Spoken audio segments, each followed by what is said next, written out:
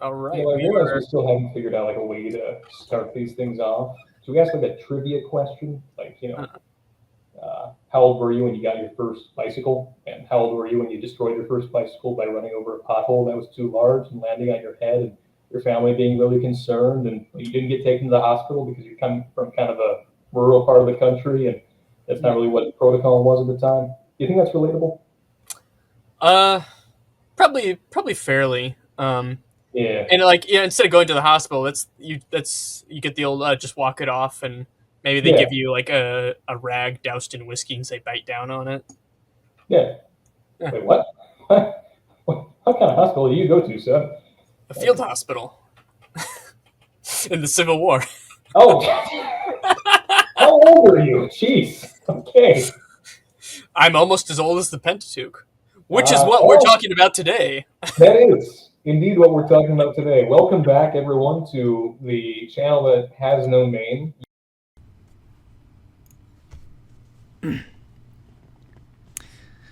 Hello, this is a quick note from the editor, also known as the second scribal hand of this show. So you just heard Mr. Julius Brenner Wellhausen say that this is a podcast with no name. However, that is not true, as we now have a name. So no longer do you have to go through the desert listening to a podcast with no name, but you probably know the show is called Scribes. So just want to clear that up. This was made before the official name was set. And without further ado, enjoy the rest of the episode. Yet, we're As working a on it. yeah, We'll get back to you about that. Yeah, today we're talking about how we got the Pentateuch, composition histories, what the technical term for that would be. So, last episode, Tommy kind of guided us through the sort of narrative of the Pentateuch, the story of it, filling us in on how the whole thing kind of functions as a unique whole. So, today we want to talk a little bit more about how we got this book or set of books and kind of how all that information came together. If you're anything like me, when you were trekking along last episode, you're kind of realizing there's a lot of information going on here. Like we're tracking from the creation of the world through the Adam and Eve story, through kind of the early primeval history of humankind, coming across this guy named Abraham who's just kind of there and he's a big deal for a while. Then he has some kids who are kind of important and so on. And then, holy crap, we're in Egypt and there's a whole slavery problem. just Um, a little just bit a of a little problem. slavery problem. And then all of a sudden, plagues and people running out to the desert, going to a mountain that's on fire, and then receiving commandments from God on how to act, and then wandering in the desert and preparing to enter the Holy Land. Like, That's a lot. there's a lot there. There's a reason why we've been talking about this. We, as in people of the book, for the last like 3,000 years. Well, yeah, it's just like, and it's such a complex like I agree it's a single narrative. Like you can read through it, and it's kind of like whoever eventually put it together. We'll talk about that. Like clearly knew what they were doing, but like this is a lot of information, and frankly, a lot of people haven't like read through the entire thing front to back. Like, and by the time you hit Numbers or Leviticus, you just kind of check out at a certain point. A Yeah, lot of people do, and which is totally understandable because again, the Pentateuch is probably the most complex literary creation in the ancient world. It certainly is the most complex one that I'm aware of. But what's interesting is that if you look a little bit closer, you kind of start to notice that there's some rough edges to the Pentateuch too. So, for instance, there's two separate stories of the creation of the universe. There's two separate stories on the covenant with Abraham. There's two separate stories on the call of Moses, sort of how his ministry started. There's four different covenant codes in the Pentateuch. There's two different flood stories of the flood of Noah. We'll get into that too. And so, because of that, a lot of people have asked the question like how the Pentateuch came together. So, kind of classically, the way that people of the book, or Tommy's terminology, have thought about it, which is just Jewish and Christian authors in antiquity, is typically they say that Moses wrote the five books of the Pentateuch. That's kind of the big theory. Moses, of course, being the one who led the Israelites out of slavery in Egypt and through the desert and received the Ten Commandments from God, among other things. And so typically that's sort of the story that people adopt. But what's interesting is that the Pentateuch doesn't actually say that Moses wrote it. It depicts him as an author. It says that he wrote things down, received the tablets, obviously, the Ten Commandments on the tablets. But it doesn't say that he wrote the Pentateuch in its finished form. And so people have been asking a question for a long time: how did we get this document? So we're going to try to make this fun. It kind of sounds dry from the outset, but I promise if you stick with us, there's a lot of really cool stuff in here. So, Tommy, any thoughts before we kind of jump into this? Yeah, it's along like the question of how did we get this is a question I think a lot of people, whether they're in the church or not, or the synagogue, temple, whatever the I guess modern Jewish equivalent would be. I don't actually know. It's a question that sometimes I feel like, especially if you grew up in certain branches of Christianity, we gloss over that. We don't want to talk about it because it's like, we say it was Moses and you move on, but history is often a lot more complicated because humans are a lot more complicated than that. Because humans going on the wall of quotes. Yeah, because humans. Because humans. Why are there problems in the world? Aliens. Oh, of course, that wasn't us. Yeah, I wasn't. I'm not. I've never caused a problem in my life. Clearly.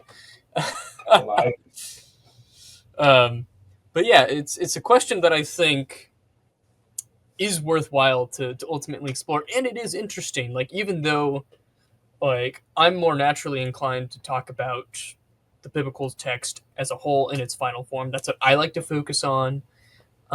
It doesn't mean that other questions of like, where the heck did this thing come from, is invalid, because it's not. It's totally valid, and it's still a worthwhile endeavor to look into.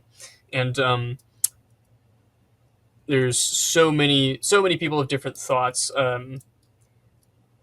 If anyone knows or has heard the name Julius Wellhausen, you'll know that that's actually a Brenner. I was the source critic all along. Yeah. Oh man! All right, I need to like splice in a meme right here of the Scooby Doo like taking the mask off and it's me. For any of our audio listeners, I have falsely labeled myself as Julius Wellhausen in our video here. So that'll become clear later. I apologize for the lack of context for the meme, but. To build on what you were saying too, Tommy, like I appreciate that you're more of the narrative guy. You like to see the through lines. You like to see kind of the big picture of it. I'm much the opposite. I like seeing sort of the minutia and sort of like the sub stories within this. It's a big story, right? So it's kind of like, okay, let's just hone in on this, look at the details of this. And we both do both, but we have our preferences. And I appreciate your willingness to kind of like consider the question of how it all came together, because in my experience, it's interesting. There's a lot of people who, especially among religious groups, Christian and Jewish, obviously, primarily, who are they see the big picture, and they stick with the big picture, which is valid, and it's there. And they sort of don't like the question of how it all came together. They just kind of want to say, Moses wrote this great story, moving on. Conversely, in the history of the exploration of this question, a lot of scholars they've tried to sort of do away, intentionally or unintentionally, with the fact that there's this overarching narrative. There's some scholars out there who will say, probably a lot of scholars, who would say that you can't read the Pentateuch as a consistent narrative in its current form, and they'll say like, well, because it's all these little parts here, and I think that's wrong-headed too. So it's kind of like, what if we take the best of both of those positions? Like, yes, it is a narrative that you can read, shocker, right? But there's also something going on, like, and it had a complicated history leading up to it. And those two perspectives aren't opposite of each other. It's kind of like the problem of the many and the one is like one of the oldest philosophical questions of humankind. If anybody's read the Parmenides dialogue of Plato, like, this is an old question of how parts relate to wholes. Mm-hmm. And the example that they use in that dialogue that Plato used is a human being. There's two philosophers arguing over well, is a human being a single thing or is it many things? Is it one thing, a human being, or is it composite? It's made up of arms and legs and a head and lungs and skin and things of that nature. And I'm not going to lie, I haven't finished Parmenides because it's like the most complicated dialogue Plato wrote. But it's like, don't judge me. I'm an ancient Near East guy. I mean, I've never read it, so admittedly my knowledge in ancient Greek philosophy isn't great. We'll get there eventually. We have 3,000 years of history to cover first. But yeah, it's interesting that, like, you know, the many and the one, the parts and the whole, it's kind of like they kind of both have to function, because a human being is a whole thing, but it's also comprised of parts. It's more than the sum of its parts, though. Probably just leave it at that. But Yeah. the same thing applies to the Pentateuch. It's like, yes, there is an overarching story that runs through it, and it's coherent. Like, you can read it in its present form. You know, the scribes, the people, whoever put the finishing touches on the Pentateuch, whenever they did it, knew what they were looking at, and they did everything intentionally. And they kept things, and they preserved things the way that they did for a reason. And if it was unreadable, it wouldn't have wound up in the way that it is right now. So maybe what we have to do as readers is learn how to read it properly. But yeah, I appreciate your willingness to condescend to my level, and I hope I can reciprocate at the same time here. So yeah, it's I think the big thing, especially a lot of people who are maybe even averse to any religious text or just the Bible via a plethora of reasons, they think it's unreadable, it's bad. It's like, no, the Bible, Scripture, Hebrew Bible, it's not unreadable. You just don't know how to read it. And it's, I mean, heck, Brenner, how long have we been doing this? We've been learning how to read for the past, like, 4 years. Like, it's half a decade, or I mean, my undergraduate was in biblical studies as well. So it's like, I've been doing this for like 7 years.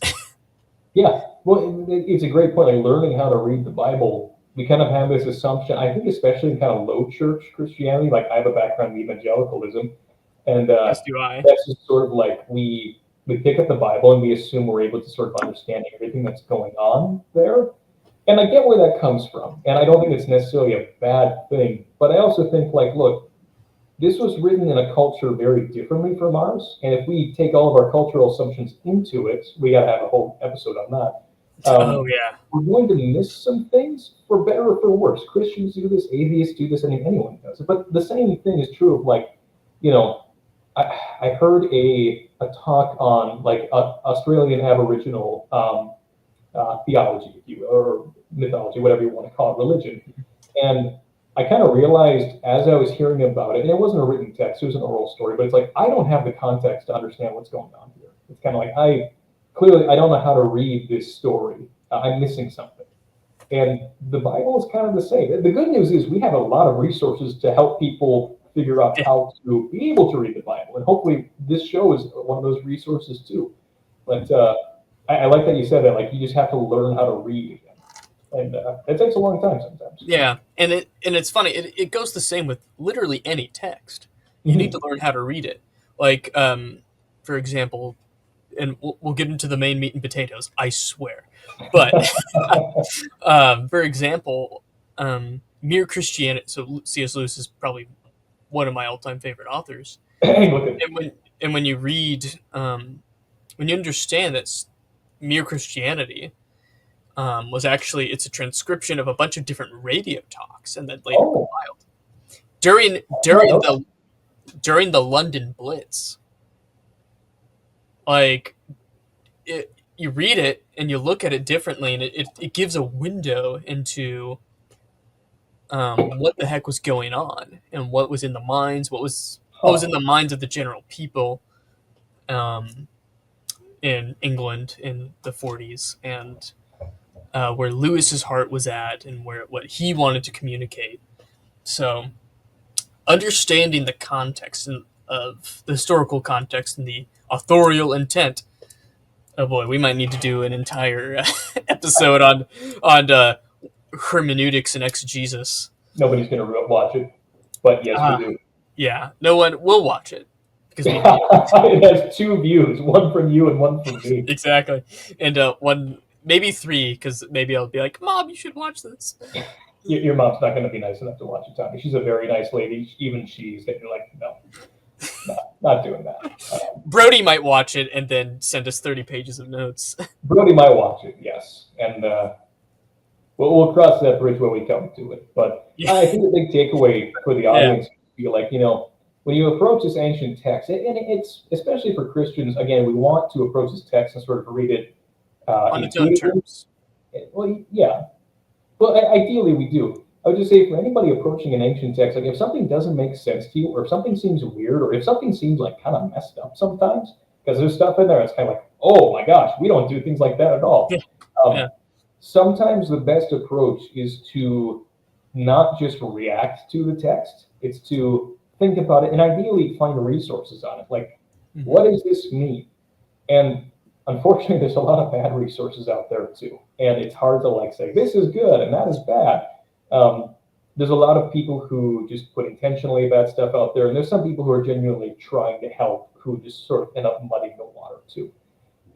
That's kind of why we have this channel, is to sort of try to answer some of those questions and do it in a responsible way. I'm not saying we hold all the answers, but it's kind of like we care about this. We spent a lot of time, and frankly, money trying to study this. So if you want to help us pay off our student loan debts, that'd be great. Yeah, don't forget to tip your exegetes. But at the end of the day, it's all like the reason we did that is to help people understand and to try to understand better ourselves. And so, in summary of all that, I think, when you see something that doesn't make sense, slow down, try to find some resources. If we don't have resources on it, we can look into getting some resources put together to kind of like, here's some reading, or here's some scholars to look at, or here's some YouTube videos that you can link to, that like you can listen to. Because frankly, we like to read, but it's not for everybody these days. Yeah. So, but there's stuff out there. And so don't feel like you have to react to a text and leave it at that. Like there's 3,000 years of meditation on this. There's something out there. Well, should we launch right into it then, Tommy? All right. Go. Let's do it. Let's talk about how the Pentateuch came together. So, in summary, again, the Pentateuch is the first 5 books of the Bible. That's the book of Genesis, Exodus, Leviticus, Numbers, and Deuteronomy. And these were sort of treated as a unit, or sort of a subcorpus in antiquity. It was called the Pentateuch properly. It became known as the Torah because it's the source of the Jewish law code, Torah being the Hebrew word for law, generally commandment. Or instruction or teaching. Yeah, it's look into lexicography. No, we're not going to do that today. But yeah, it's so the first 5 books of the Bible are they're fundamental to pretty much everything that comes after it. And it was the principles of the Torah that was one of the primary things that Jesus was debating with the religious authorities of his own day about. And that was a whole thing as well. But the Pentateuch, again, was traditionally ascribed to Moses in antiquity. As far back as the 2nd century BC, we see Sirach in the Book of Jubilees, assuming Moses was responsible for writing this. Similar things in Alexandria, which is sort of a separate Jewish community that had its own traditions, but some common stock as well. And yet, even from an early time, people realized that like there's kind of something not fishy. There's some bumps in the text. The big one is, if Moses wrote the Pentateuch, it's really weird that he wrote about how he dies, because at the very end of the Pentateuch, at the end of Deuteronomy, it depicts the death of Moses. And this was noticed as being uncomfortable as early as the Babylonian Talmud, which is the key interpretive text for most of Rabbinic Judaism after that time. And it could be even earlier than that. The Talmud says that this was a tension noticed by Rabbi Judah the Prince, and he was responsible for compiling the Mishnah around 200 AD. So it's an old problem. People have noticed this for some time. Do we know if Philo or Josephus comment on any of that? I'm unaware of if they do. I would be very surprised if Philo did, given that his whole enterprise is like it's a hermeneutical approach to or it's an interpretive approach to the Pentateuch. He refers to Moses as the author throughout the whole thing. Josephus does refer to Moses as the author of it. I'm unaware of if he comments on the tension with Moses' death. And for those who might not know, so Philo and Josephus were ancient authors in. I know Josephus was in he was first century AD, correct, or was he Late first century, yeah. late first century Jew who was a historian, and he wrote for the Romans. That's a whole other. Maybe we'll talk about Josephus one of these days. Josephus needs his own video. Yeah, And Philo lived and wrote in Alexandria, Yeah. that separate community. And he would have been on operation in the mid first century, so around the same time that Christianity was kind of starting to proliferate. Okay, so yeah, so I was going to say he was contemporaneous with Paul. Yeah, with the apostles. Yeah, no reason to believe he ever met any of them since he. Yeah, they're so far away. So yeah, but it's still cool. Oh yeah, so yeah, the ancient Jewish historians, and I guess Philo is probably more. Would we philosopher, Jewish theologian, basically? Yeah, he kind of blends a lot of different categories. I'd say an interpreter is kind of what he primarily is. Like he's definitely like got philosophical training. He's drawing on Platonism. He's drawing on Stoicism. Yeah. But at the end of the day, all of his literature is interpreting the Pentateuch. So yeah, but also back in antiquity, it was very hard to separate philosophy and theology. But that's also a whole other. That's another episode. But we're spotting episodes the more we talk. By the end of this, we're like, all right, we got the next 150 episodes figured out. So we got work cut out for us, I guess. Time to talk about Neoplatonism. No, my favorite flavor of ice cream. Yeah. But just kind of circling back to it, so like the fact that Moses, dies at the end of the Pentateuch was the first tension, and the answer that the Talmud gave was that Joshua wrote the ending of the Pentateuch. So already we're kind of starting to see, as people reflected on this problem, the idea like, well, Moses didn't write all of the Pentateuch. And this problem sort of steadily continued gaining speed and traction as things went on. So in the medieval era, Ibn Ezra and Ibn Yahush were discussing the authorship of the Pentateuch, things like the death of Moses. This was in the 1000s to 1100s period. And really, it started to come to a head around the same time as the Protestant Reformation, actually. So around the 1500s to the 1600s, we start to see the tensions brought up a little bit more in intensity. So the death of Moses scene was also an issue for Andreas Karlstadt in the 1520s. He was an early Reformation figure. We had similar thoughts in 1574 by Andreas Mazius, who was a Catholic theologian and scholar, and Isaac de la Peyrère. I probably pronounced that wrong. My apologies to the French out there. In 1655. So in the 1500s and 1600s, we're starting to see the tensions noticed. And this worked its way into intellectual circles as well. Who was the gentleman who wrote the Leviathan? Was that Hobbes? Or Locke? That was Thomas Hobbes. Oh, it was Thomas Hobbes. Yeah. Okay. I think I'm thinking of the right person. It was either Thomas Hobbes or John Locke who realized that there was tension within the Torah as well. And also, I know this for a fact, Baruch Spinoza, or Benedictus Spinoza, the philosopher, was also talking about these things. And he was Jewish background, so he was discussing this already. Yeah, so, sorry, quick tangent, which is, it's very interesting. So a lot of the Enlightenment philosophers who had nearly an almost direct influence on the foundational documents of the United States were also Hebrew Bible nerds. like actually, a lot of them were just who wrote the second treatise? Was that John Locke who wrote Second Treatise on Government? I'm gonna be honest, I have no idea. Sorry, this is worth looking up because most people who took a high school or who probably took a U.S. government class knows the Second Treatise on Government. I was homeschooled. I didn't have to take it. We had our own government. John, yeah, okay. So John Locke, he wrote Second Treatise on Civil Government. Well, there was a first treatise on government, and it's basically an expose about the Hebrew Bible. Really? Yes. I did not know that.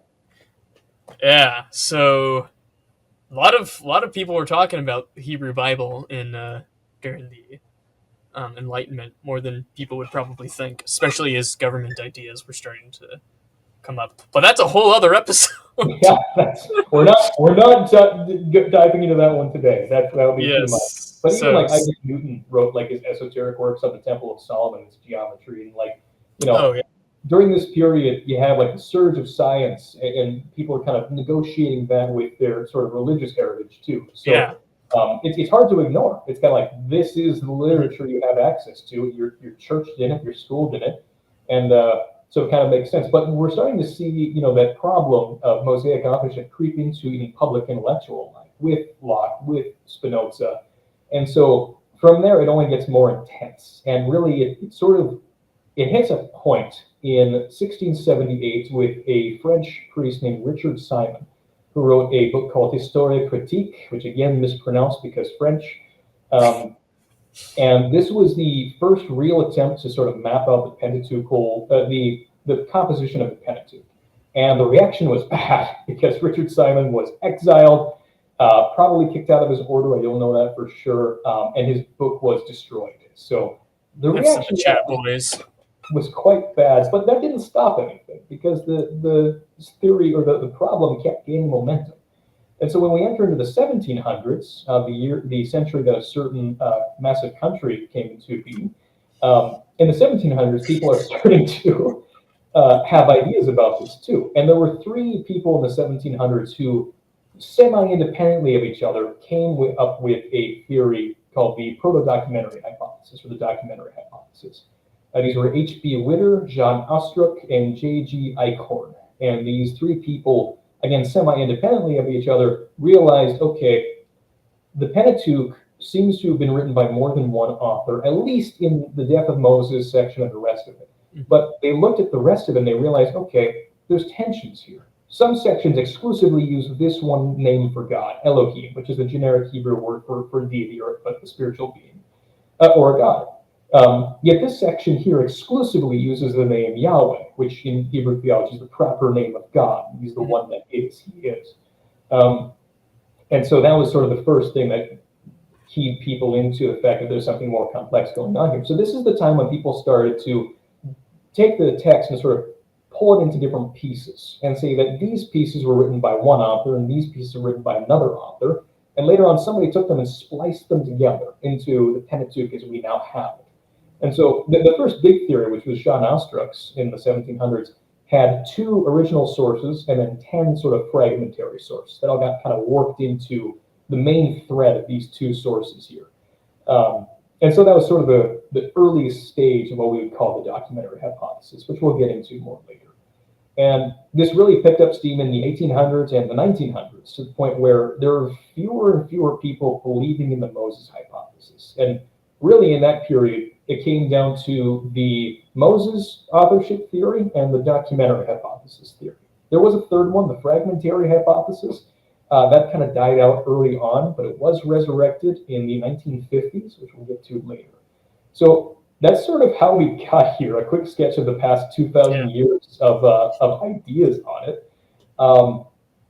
And so at this point, I'm going to break the rest of the talk into three different points. I'm going to talk about the Moses theory, kind of why people started to question that and what suggests to or for or against that one. I'm going to talk about what's called the documentary hypothesis, which for a long time was sort of the way to think about how the Torah and the Pentateuch came together. I'm going to talk a little bit about what's called the European approach, which is sort of the inheritor of the fragmentary hypothesis. And it's a newer approach, so there's less to say, but that's how we're going to work out kind of the rest of this. Tommy, any thoughts before we keep going? No, not really. Let's because you'll explain. I'm sure when you get to the documentary hypothesis, we'll talk about how there's technically more than one. Yeah, no, that's a good caveat to say here, actually, because look, there's as many theories of how the Pentateuch came together as there are scholars. Like when people say no two scholars agree on this, it's like, yeah, that's absolutely true. You will not find two scholars. Now that being said, you won't find two scholars who agree on everything either. Like there is no such thing as an absolute academic consensus. So not really a good way of saying that this theory clearly isn't true because not everyone can agree, but it definitely is the case that like, depending on who you read, you're going to get different information about how this process happened. And also an important point on research, we've been researching this for a long time, like what's been 6 months now that we've just been like constantly reading up on this. Something like that. Something along those lines. And the thing is, there's always more information out there. There's probably 200 different variants of the documentary hypothesis alone. That's just a number I pulled out of my head, but from what I'm seeing, it seems accurate.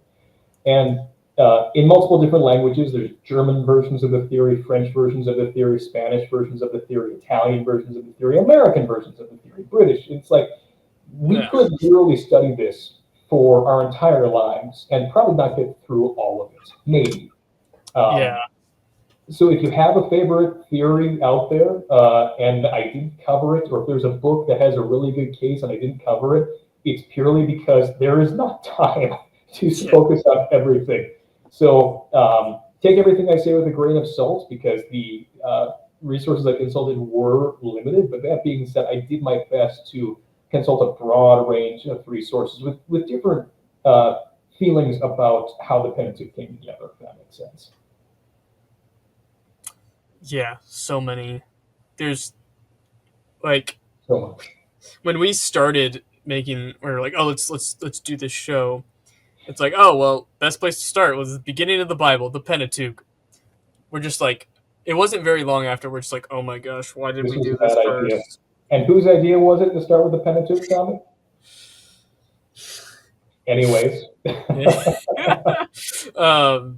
Yeah, that's so. Don't worry, we're gonna do something not Pentateuch well, everything's Pentateuch related, but well, that's how fundamental it is. Yeah. Yeah, but we'll do something not Pentateuch in the next. But in the meantime, we're talking Pentateuch. But yeah, I really am looking forward to the next video, though. I think that's going to be really fun for everybody out there. But yeah, we got to get through. Got to have our vegetables first before we get into the fun stuff. So yeah. So when we approach the situation of how the Pentateuch came together, the Pentateuch is a complicated document. I said this at the beginning. I think it's the most complicated document in antiquity, really. I don't think we've had anything else nearly as complicated as this one. There's more complicated, there are other complicated documents from antiquity, but I don't think any of them reach the size, the sheer, like the girth of the Pentateuch. Yeah. It's multiple scrolls long. Like the reason it's distributed in 5 books is because you can't fit it all on a single scroll. That's how massive it is. And on top of that, it covers. Unless they're really long scrolls and you write really, really small. Yeah, but have you seen like the Isaiah scroll from the Dead Sea Scrolls? Like that's one book, and it's massive. Like, yeah, and it's like the paper towel rolls that go in the bathroom. It's kind of like that's one. Like that is too much. Yeah. And on top of that, like it's not all the same literary genre either, because like you've got narratives, you've got legal sections, you've got cultic sections, you've got poetry. Like this is a complicated document, and complicated documents had complicated processes to bring them into being. A good example of that is the Gilgamesh epic, which is fantastic because we have manuscripts of Gilgamesh over like several thousand years of transmission. And we can see how it started out as a sort of set of disparate stories about Gilgamesh, and they get collected together into a cohesive narrative, and then that narrative gets edited over time. Mm-hmm. And so we can see like complicated documents had complicated ways of coming about. So what I'm talking about here today is like I said, I'm going to bring up 3 different theories of how the Pentateuch came to be. And I want to bring up too the fact that like a composition theory is a proposed solution to the problem of the complexity of the Pentateuch. So the Moses hypothesis is a proposed solution to the complexity of the Pentateuch. How did all this come together? One person wrote it. Okay, that's a solution. The documentary hypothesis is also a solution to this problem. It's like, how did it come together? These documents came together. It's like, okay, that's a solution. So when we're considering which one we want to adopt as sort of our assumption for future use, really, we have a problem, which is the complexity of the Pentateuch and how it came together, the solution should be the theory that solves the problem in the best way possible, the most comprehensive way possible, that sort of explains all of these bumps that we're coming across here. So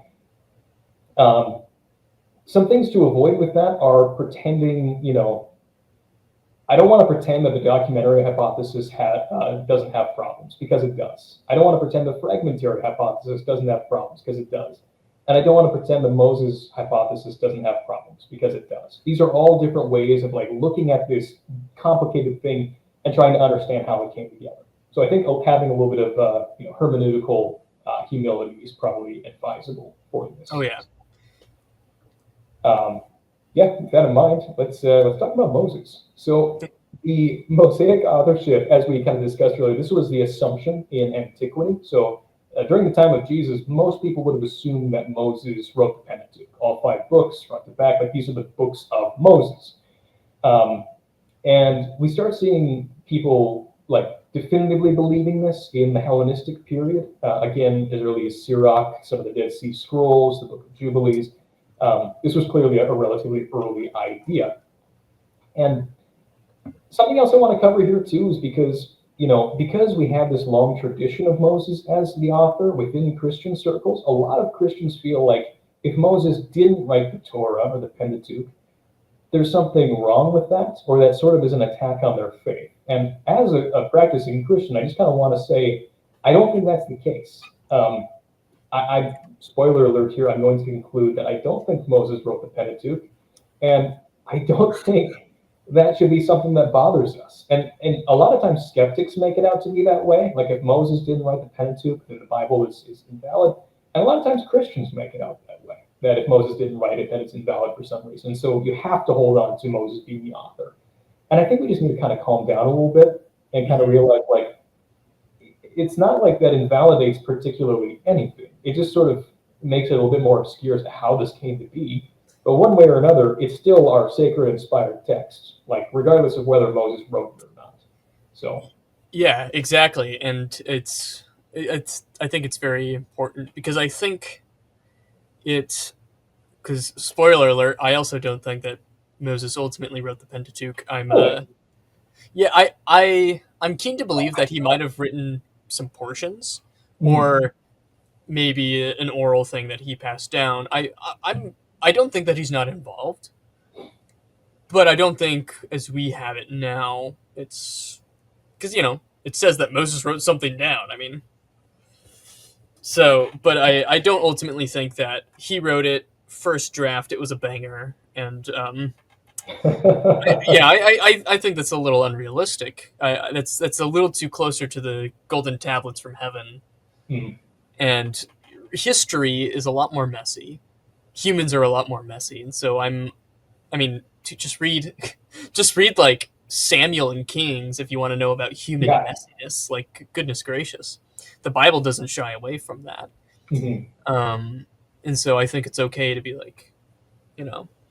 it doesn't, because again, as you said before, nowhere does it say that Moses wrote the entirety of the Pentateuch. So I agree with you. I think there's going to be reasons to believe that Moses was involved at an early stage, or you can hold that Moses was involved at an early stage without being totally defeated by the evidence forms. Exactly, and that's ultimately where I land. I'm definitely I don't know. Does the Deuteromistic historian have any sway on Pentateuch stuff? Maybe some people think he does, but maybe some don't. Well, I don't know, Tommy. I wonder if we're going to discuss Deuteronomy at all today.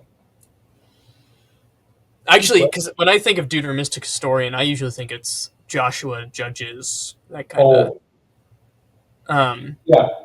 We can. Let's talk about that when we hit Deuteronomy. I had a whole section about that I cut because I didn't want to get into the Pentateuch, which would be a lot, but we can still talk about it when we get there. But do you mind if we kind of get? Yeah. All right, yeah. Let's get back on the train. I do have to say I'm surprised. I kind of came into this expecting I'd be kind of advocating for non-Mosaic authorship, and you'd be fighting back. So on the one hand, I'm kind of happy that I have someone in my corner. On the other hand, I'm kind of disappointed because I kind of want to pummel you with facts and logic until you came around to my side. Bro wanted to pull a Ben Shapiro and defeat me with facts and logic. I think Ben Shapiro and I have different thoughts on who wrote the Pentateuch, but yeah, that would be Ben Shapiro, if you're listening to our show, which I know you are, fight Brenner. That's it. He would win. He's He has anyways. money. He has money, and we I don't. say you got bench more than I can. I got to get to the gym again, Tommy. Holy cow! I mean, does Ben Shapiro? Do you lift? We need to know this. And, okay, can we talk about Moses again, Tommy? Holy cow! Let's get back on track. Yeah. So, the Moses theory, it was acknowledged from the earliest written history that we have.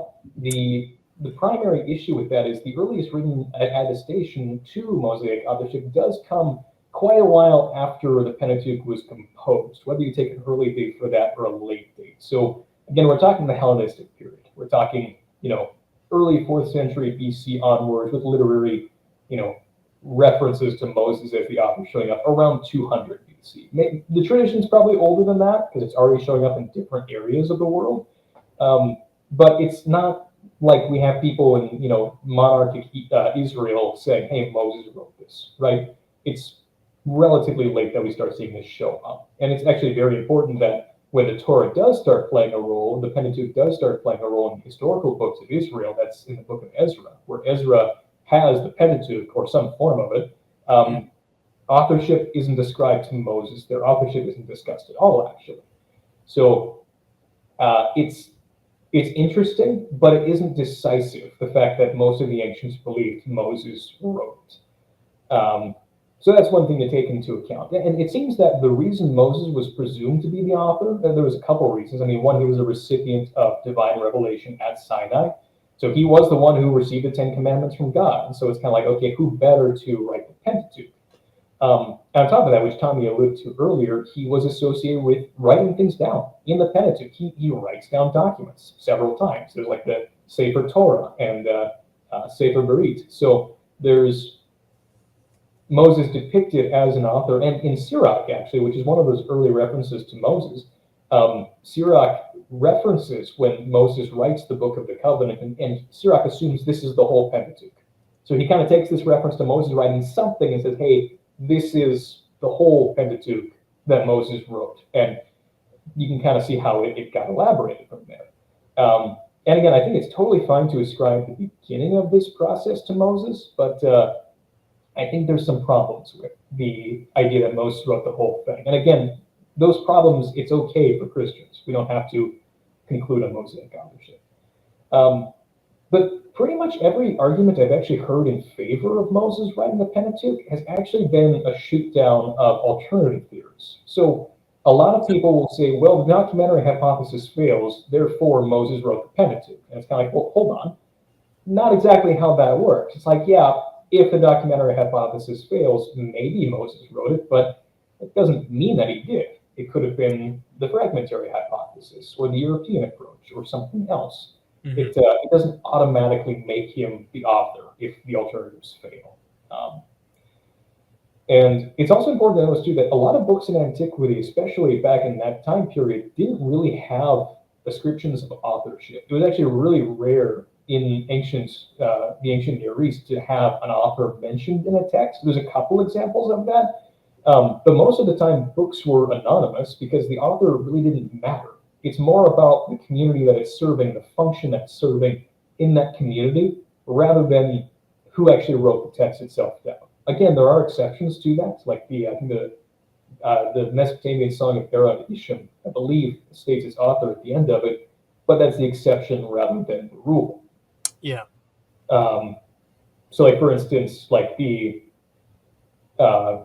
standard version of Gilgamesh, like, does have an author stated, and the old version doesn't, and the earliest versions of it don't. Things of that nature. So there's also the fact that, like, sometimes figures who were associated with these documents weren't the ones who wrote them. So, like, the law code of Hammurabi, very unlikely that Hammurabi himself sat down and was writing in cuneiform all this stuff down. Chisel it on his dope pillar. Obelisk, yeah. Yeah, Most the of the dope time, obelisk. even kings in antiquity weren't educated enough to be able to write something out like that. And yet it's the law of Hammurabi. And so it's kind of like, okay, well, these are books of Moses. Doesn't necessarily mean that Moses wrote them. Moses is kind of the key figure in them, is one way of looking at it. It's also important to mention, too, one of the reasons why I think Christians get really locked in on the fact that Moses has to be the author is because in the New Testament, these are called the books of Moses. And there's even mentions of Moses writing about certain things in the New Testament. And well, if Jesus is saying this, and if the apostles are saying this, then it must be true. And it's this. My answer to that is sort of like, think about the book of Jeremiah. It's the book of Jeremiah in a similar way that Pentateuch is the books of Moses. Yet we actually know who wrote the book of Jeremiah, or quite a bit of it, and it wasn't Jeremiah. It was Baruch. His That friend. was his scribe who mentioned it. And so just Yeah. because someone else wrote it, is it not the book of Jeremiah? It's like, well, no, Jeremiah is the main figure in it. So it's the book of Jeremiah. And so just because the New Testament says these are books of Moses doesn't necessarily mean that Moses has to have written everything in them, if that makes sense. Yeah, and another example too, also from the Hebrew Bible, is the book of Ruth. Doesn't say that Ruth sat down and wrote this. It is almost certain she did, but she's the main character. Yeah, it's a book So about. yeah, so it's Yeah, that kind of thing. If it's book of so and so, that doesn't necessarily mean book by so and so. they are It's the that primary subject matter within that book. yeah, and same thing I'd say with Samuel. You know, Yeah, how Esther. I mean, like, Samuel dies part way, so it's the same, but Joshua wrote the rest of it, Tommy. I mean, it's, you're right. Joshua wrote Samuel. My bad. yeah, yeah, yeah.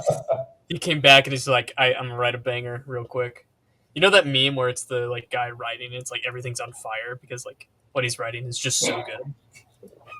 That is exactly how it happened. We're Yeah, Bible exactly. scholars. Yeah, we were there actually. Exactly. It was revealed to us in a dream. And I just realized I have my notes mixed up, and I'm not entirely sure how that happened. Here we go. Okay, we can cut that part out. But Yeah. Yeah. So the Moses hypothesis, again, not the best. It's got its weaknesses. Really, the problem with the Moses hypothesis is it really doesn't have a whole lot of positive information going for it. There's really not a whole lot there suggesting that Moses was the ultimate author of the Pentateuch in its finished form. So it's not necessarily even that there's good arguments against it. It's like kind of a lack of good arguments for it is kind of the big thing that suffers from. So I want to pivot from that to sort of the main theory that most scholars have historically held to, and that's the documentary hypothesis. So the documentary hypothesis, just to sort of like give a nutshell approach of how it works, is essentially the theory holds that there were four sort of proto-Pentateuchs, these sort of narratives and with legal codes that ran through the entirety of the modern Pentateuch, and that there were these four original documents that later on got spliced together into the Pentateuch that we now know it as. And so these four documents were referred to as J, E, D, and P. The Yahwist document, the Elohist document, the priestly document, and the Deuteronomistic document. And so the theory holds that these were originally independent of each other. They may or may not have known about the other ones, but they have their own structure, they have their own content. And again, at some point in history, these four documents were taken and combined together into the Pentateuch that we have it as today. Just going over those names again real quick. So it's J, E, D, and P. J stands for the Yahwist, which it was a German theory, so that's why J is pronounced as Y. Stands for the Yahwist source, which is typically held to be the oldest one of them. E stands for the Elohist source, which is taken to be another early important source. D stands for the Deuteronomist source, and P stands for the priestly source. And again, these would have contained a lot of the narratives we're familiar with, a lot of the legal codes we're familiar with, but they would have been independent in their own style and structure. In fact, Tommy, do you want to maybe pull up image one here for our Yeah. viewers. Let's do that. There we go. So this is, I try to, again, there's as many theories as there are scholars, so this exact layout won't be found universally, but I try to keep it as uncontroversial as I can when we're talking about this topic. So here we have J, E, D, and P, and these sources are believed to have had sources. I try to keep that to a minimum, but there's it's a dream within a dream. It's sources within sources. Basically, the theory holds again that these four documents were written in different places at different times. Some believe that E and J were combined together before they were combined with the rest of them into the redaction of J and E, or RJE. But this is sort of a general map of how most scholars view the documentary hypothesis. So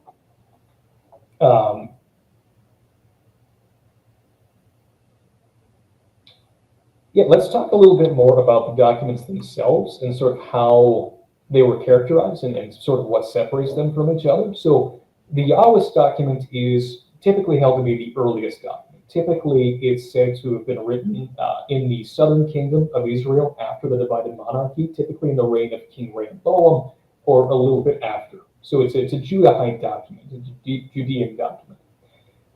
And the Yahwist document would contain most of the stories that we know from Genesis and throughout the Pentateuch. So it starts with Adam and Eve. It goes through Cain and Abel. It has a lot of information about Abraham and Isaac and Jacob. It gets into the Exodus story. It has a covenant at Sinai, wandering in the wilderness. And so it's a very, like I said, sort of a proto-Pentateuch in and of itself here. And so it follows the narrative from Adam and Eve all the way through Moses. And some scholars have said it goes all the way through Joshua.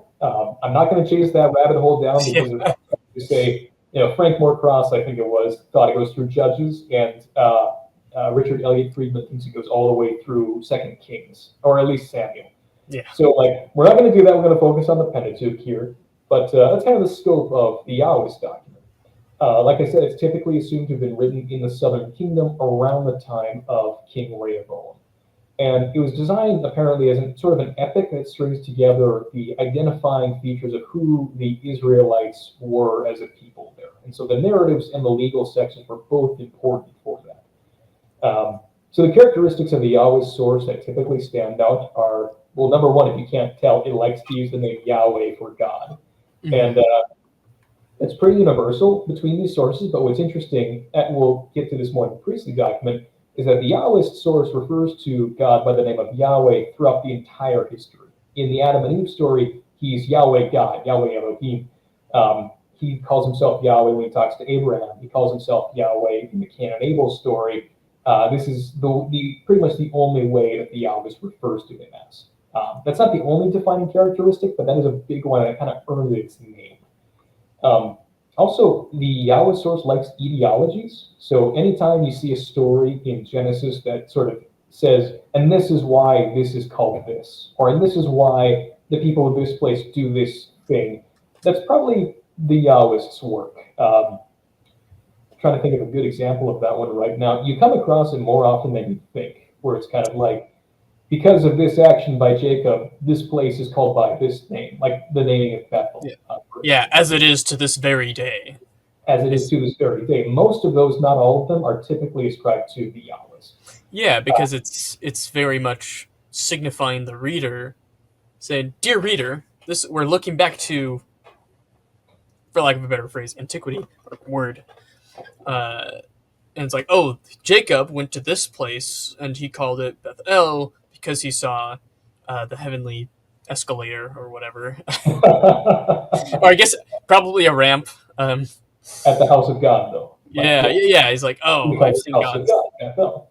Yeah, he's like, and so that's why this place is called Bethel. Yeah, exactly. So when you see an etiology, it's most of the time the Yahwist source. Again, there are exceptions to that.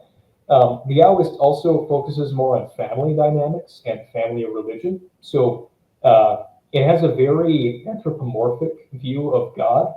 It depicts God as eating with Abraham, for instance. It depicts God as walking around the garden. It isn't afraid of depicting God in human form.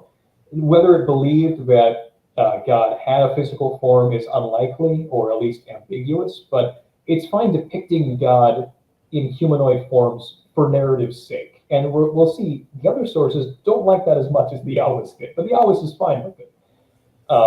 There's also, I want to point this out too, there's emphasis on the Ark of the Covenant as the thing that represents the presence of God with the people of Israel. And that sort of makes sense given the importance of the Ark for the narrative of the kings in Judah, with King David bringing it to Jerusalem, King Solomon installing it in the temple. Being a Judahite document makes sense with the Ark of the Covenant. But in the Exodus material, it's the Ark of the Covenant that represents the presence of God with the people here. So anything you want to add to the discussion of the Yahwist source before we move on, Tommy? No, not really. Yeah, let's keep going. Yeah, so we talked about J, let's talk about E. So the E source is called the Elohist document, and if you can't guess, the reason it's called that is because the Elohist source tends to like using the name Elohim for God. And again, generically, Elohim, it can mean God in generic, like the gods of the nations are the Elohim of the nations. So calling the God of Israel by Elohim is just kind of like we would say today, like there's one God, but we could talk about gods using the same term. Yeah. Big G and lowercase g. Exactly. Yeah, and so for all you linguist nerds out there, the use of the plural as a title is called a concretized. Yeah, concretized abstract plural. I believe I might be. I hate that so much that there's a term for that. Yeah. Oh, yeah. But it's not. I mean, the use of Elohim in Hebrew to refer to God, Yahweh, God, is very common. So there, and it's like I said, it's before. It functions also as it's like a title. Hmm. Because even in the Hebrew Bible, you see places where it's like, oh, there's many. The nations are actually we'll see in when we get to like law codes and Deuteronomy, it's like, don't go after other Elohim. Yahweh is your Elohim. And then you Hmm. see later critiques about, oh, their Elohim are just are idols of stone and wood, and the whole other discussion. But basically, Elohim most of the time refers to God, capital G, via the grammatical function in the language. But then it also has times where it refers to other spiritual beings, other spiritual beings. I don't Like believe. Samuel's ghost in, I think it would be Second Samuel, like when the priest Yeah, I've calls it out, seen Elohim. and it's Samuel. It's the ghost of a dude. So Yeah, yeah, he's just like, bro. could you not? Yeah, so Elohim, it can be used to refer to spiritual beings more abstractly, to other gods. Kind of like, again, how we use the term God. It's kind of like, oh, the gods of Mesopotamia, the gods of Mesoamerica, but we still call God God, right? So Elohim seems to work that way. And the Elohist document prefers to use that term for God. It does call him Yahweh several times, but in general, it's just the term Elohim, kind of the generic term for God. And um, the funny thing about the Elohist source is that it's typically considered to be the weakest source of all the sources of the Pentateuch. It's sort of the leftovers, if that makes any sense. Mm. And a lot of scholars today will actually deny the existence of E as a separate document. And there's a couple of reasons for that. One is that the Elohist document, if it was incorporated into the Pentateuch as a pre-existing document, its prologue appears to have been left out, or the beginning of it seems to have been excluded from incorporation into the Pentateuch.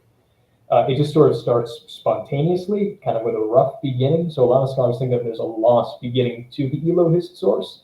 And one of the other reasons that scholars think it may not have existed as a separate source is the fact that I don't want to overstate things here, but it's considered by many to be linguistically indistinguishable from the Yahwist source. So some scholars see this as a sign that they were both written at around the same time. So language hasn't changed a whole lot between these two documents. But others have pointed out that, like, can we really tell these two apart?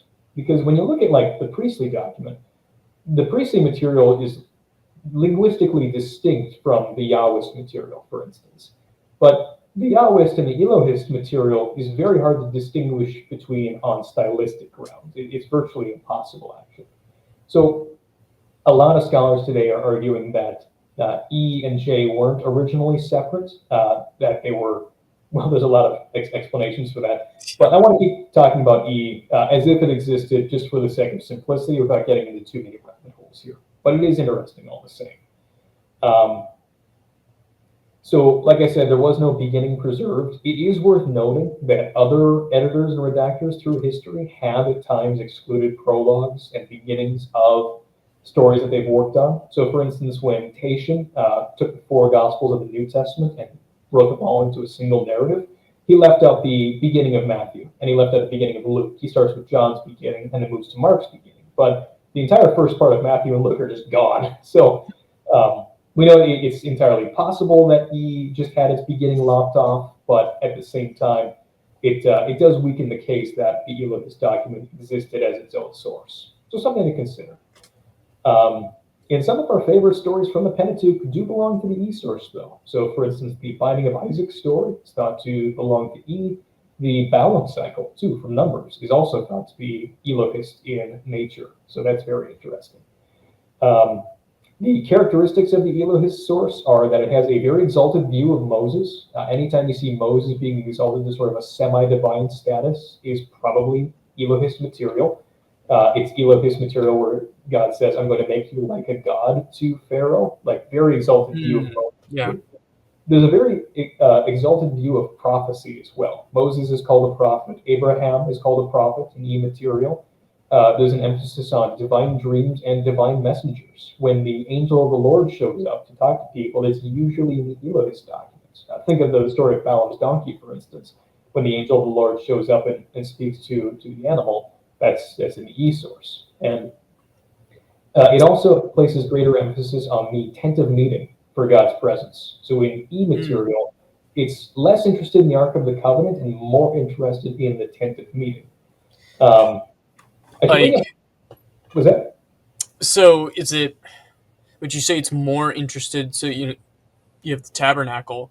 Mm-hmm.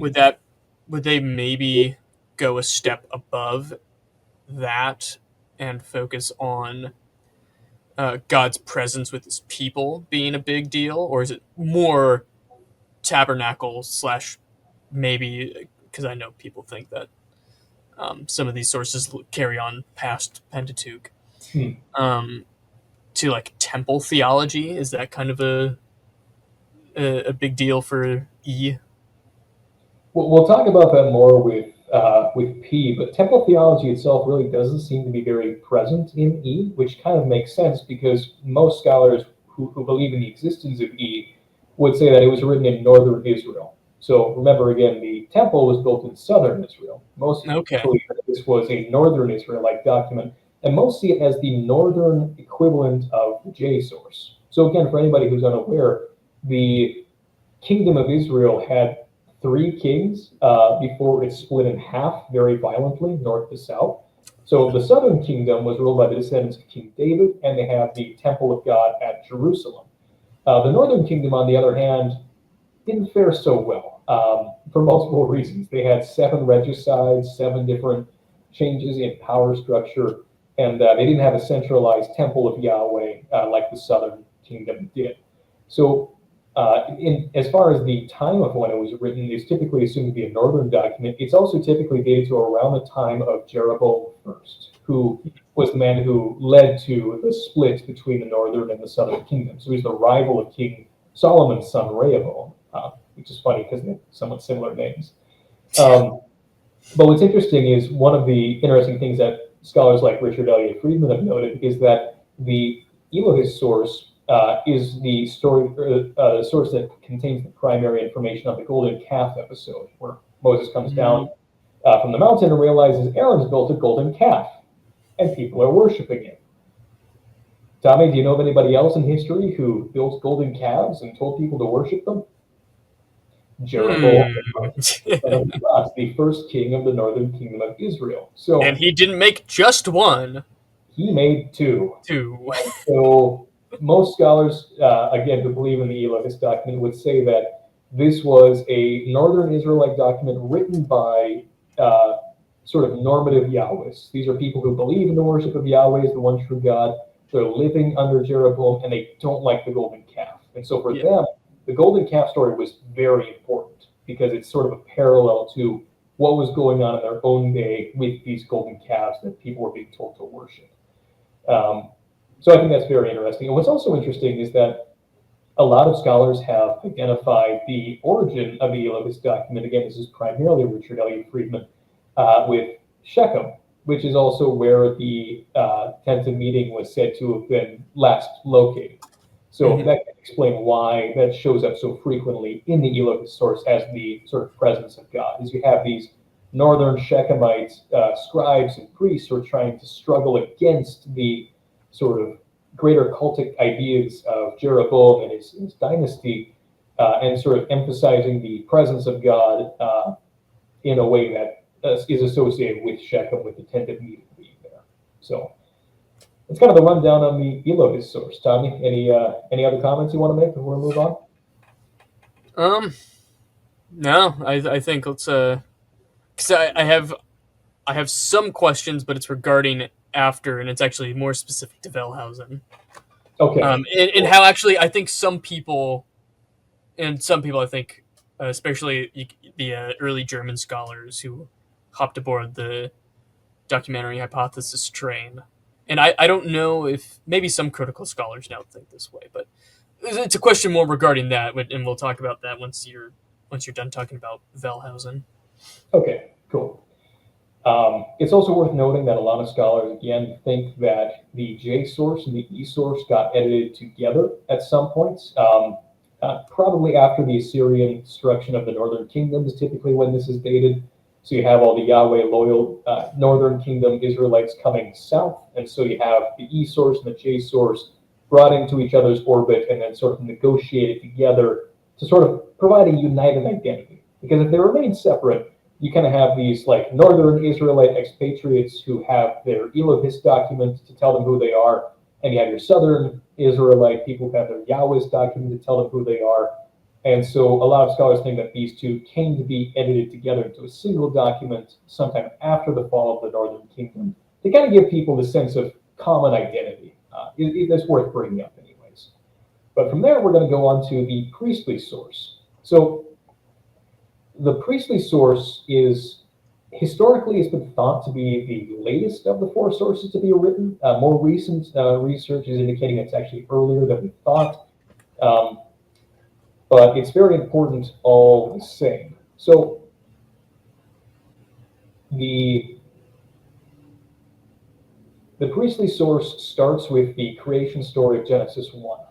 So if you're looking for the part that dedicated the first creation story, that would be the priestly source. And the documentary hypothesis would suggest that was originally separate from the Adam and Eve story. These were two creation stories circulating independently that were attached together at a later time. And it goes through the patriarchs of the Old Testament. It has the Genesis 17 covenant with Abraham through Isaac, Jacob, and Joseph, running through the through the Exodus, and then all the way to the end of the wandering in the wilderness here. And a lot of scholars also think that the priestly source had a source of its own called the Holiness Code. This is the source of the core of Leviticus. Some other scholars think it had another source called the Book of the Generations, which is the Toledot formula in the Book of Genesis. But anyways, the P source is probably the strongest attested source in modern Pentateuchal criticism, because a lot of people can do away with the E source if they want to. Like, there's arguments to diffuse the existence of the Elokist document. And some have tried to diffuse the Yahwist document as well, try to say, like, this doesn't work. The priestly document is really hard to argue against. It has such different vocabulary, such different syntax, and such different theology from the rest of the material in the Pentateuch. So if you're reading through the Pentateuch and you come across something written originally in the priestly source, it really stands out as being different from the stuff around it. And in fact, this is that stuff that I brought up earlier to you that I wanted to bring up. There is a program called the Tiberius Project, which is put together by Josh Berman, a critic of the documentary hypothesis, by the way. And this lets you compare the syntax and the lexical preferences of different parts of the Pentateuch against each other.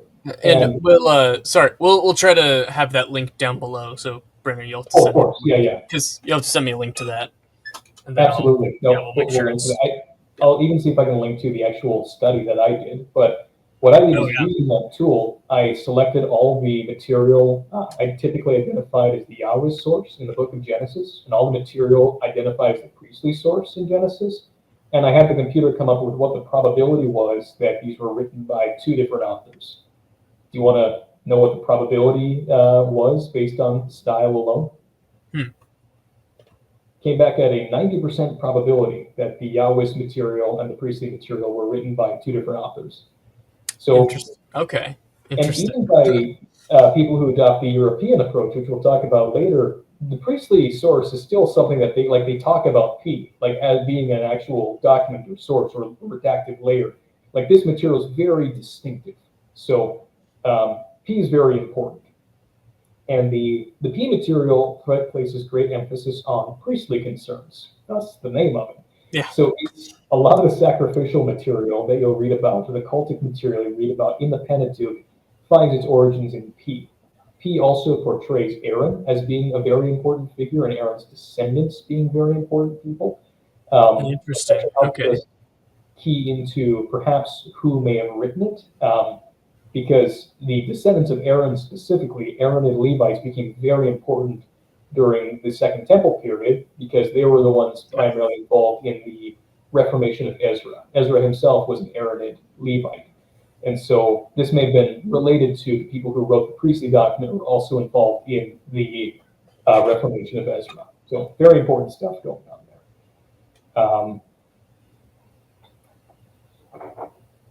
There's so much information. I'm trying not to be boring here. I'm feeling it already, but it's just kind of like, I probably don't need all of that information in there. Yeah. Maybe assuming, are these notes handwritten or did you type them up and print them? These are typed out. All right. Maybe you can have a link to your own notes. Sure. In the Yeah, for we'll have those. that description below. If anybody wants to read copious notes written by a nerd who spent too much of his time on a Friday night studying this stuff, then by all means, you can take a look at everything. Yeah, so that's I guess some of the characteristics of the P source before we go on is, again, it's syntactically very different. So like the P material is written differently from the rest of the Pentateuch itself, and it's very distinctive. It tends to be very stylistically muted. That's to say, it's a little bit less, it flows less, it's less grandiose, it's very just kind of tight prose, if that makes sense. It tends to take a very non-anthropomorphic view of God. It tends to, whereas the Yahweh source is okay, depicting God in sort of human or quasi-human form, the priestly material likes to refer to him as the glory of God, or the cloud of glory. It doesn't want to say anything too human-like. It kind of wants to keep it distant, that transcendence, separated a little bit. Also in the priestly source, there's no references to angels and no references to divine dreams. So very different from the Elohist source, which was very into all of that, obviously. So no references to like in the Exodus story, for example, when it's like I'm sending my angel. Okay, interesting. That's primarily the Elohist source. A little bit of that in the Yahweh source as well. The angel of the Lord does show up in Yahweh's material, primarily Elohist, never in priestly material. Interesting. It always wants to keep that separation, that transcendence. It's kind of that, when we reach the Hellenistic period, there's already that dramatic gap between God and humankind, such that eventually the Logos bridge the gap to have this sort of connection that starts with the priestly source. That's when we start seeing that distanced theology start showing up again. Nice. Anything else on priestly, or should we move on to the Deuteronomist source? I think we'll both have something about this one.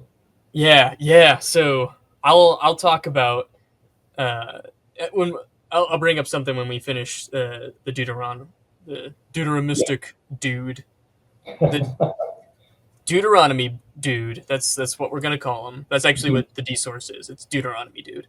Yes, the dude source. The dude. It's the dude source. Yeah, It's the we got dude the book of subs. Dude. This is the book of Dude. It's this is cool. Yeah, it's Well, pretty sick. well, I'll launch into Deuteronomy then, and we'll talk after that. Yeah. So Deuteronomy is interesting because for a long time it's been noted that Deuteronomy is sort of like stands off by itself. Like Genesis through Numbers is a very consistent narrative, and you can read through the whole thing, and it all flows together. And then you hit Deuteronomy, and it's kind of like, okay, winding things back. Let's just recap how we got here, and then provide a lot of duplicate material to what we've already come across, and then have our ending where Moses dies. Deuteronomy's just so you might be wondering how we got here. That is exactly what Deuteronomy is. So Deuteronomy is it's been long acknowledged to be sort of existing by itself and not interacting with the other putative sources of the Pentateuch very much. So it's Deuteronomy is typically thought to have evolved differently from the rest of the Pentateuch. So typically, the way it's viewed, and again, there's a myriad of theories about this, so I'm going to try to be generalize as much as I can. It's typically thought that there was a very early form of Deuteronomy consisting of that core law code. That's kind of the middle of the book of Deuteronomy, and that's from around about chapter 12, round about through sort of late 20s of the chapter. So the core laws is called the Deuteronomistic Law Code, and that's typically thought to be very early. Baruch Helper in 1974 had an address at Harvard, and he identified as being pre-monarchy because the war laws in Deuteronomy seem to fit better with non-monarchical period warfare combat. So it's kind of like it assumes people traveling in tents, basically. So probably before the time of King David, even or the time of King Saul. So the core of Deuteronomy is very old. But that being said, the book of Deuteronomy, as we have it, is typically identified as being written during the time period of King Josiah. So this is very late in the history of the monarchy of Israel. This is like towards the end.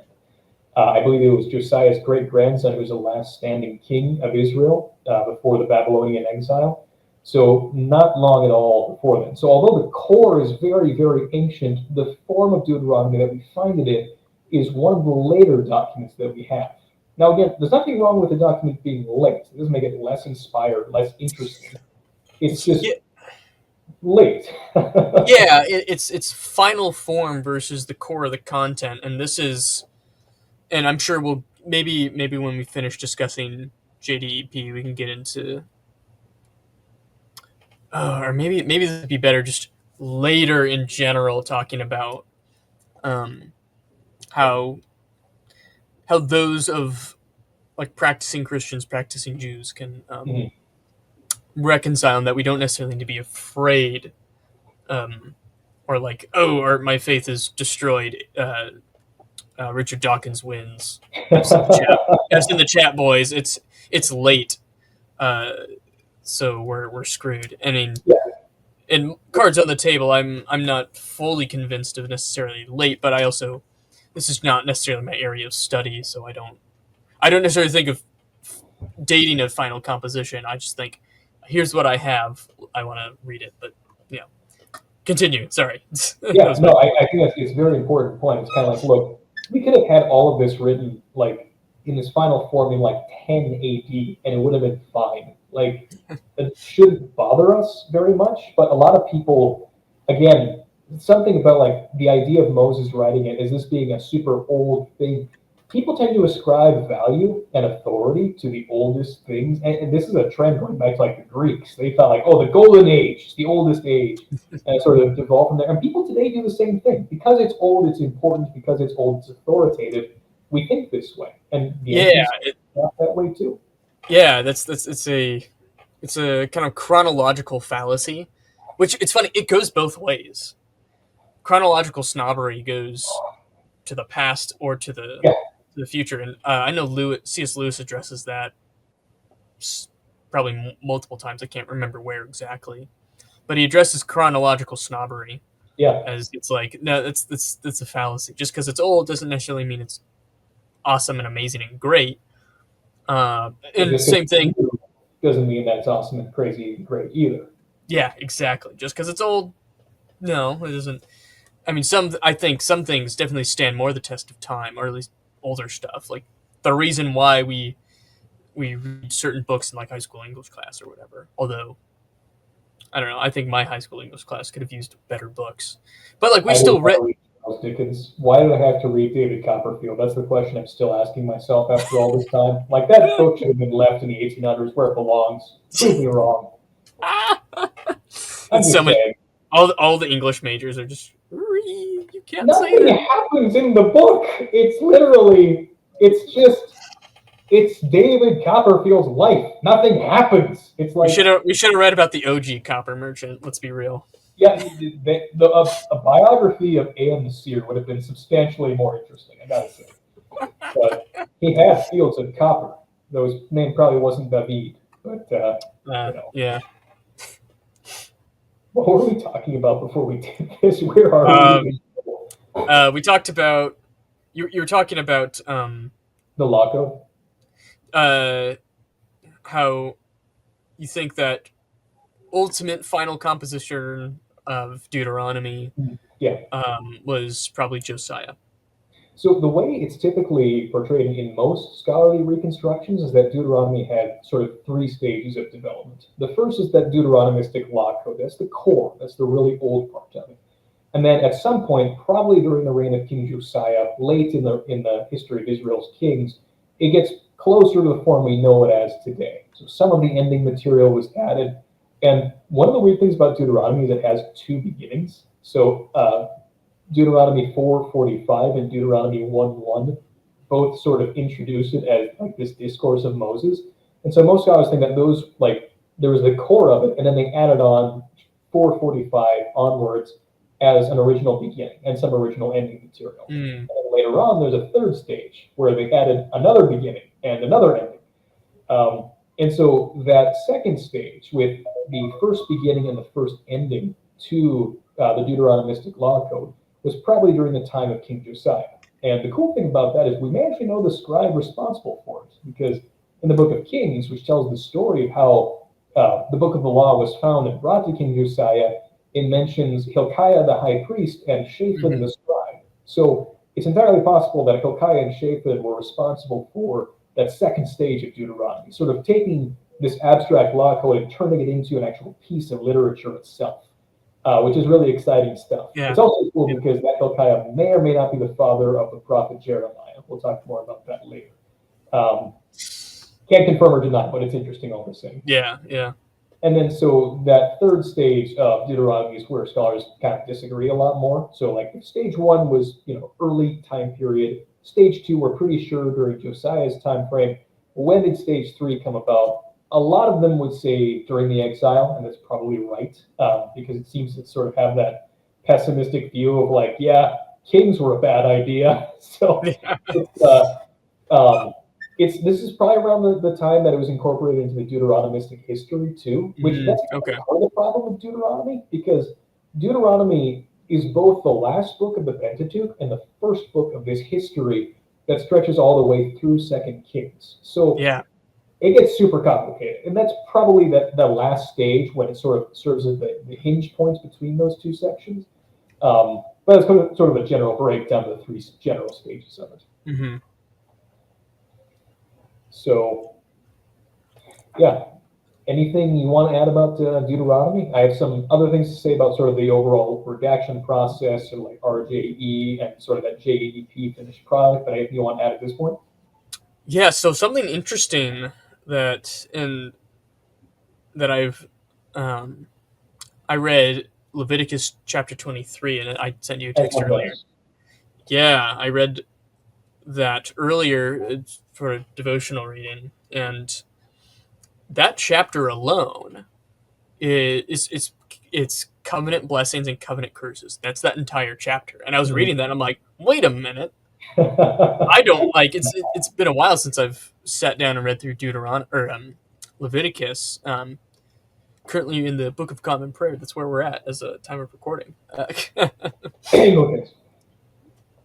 I'm a card carrying Anglican. What can I say? But no, that's super fascinating, and I'm like, oh, and I made a joke to Brenner. I was just like, oh, proto or like mini Deuteronomy in Leviticus confirmed.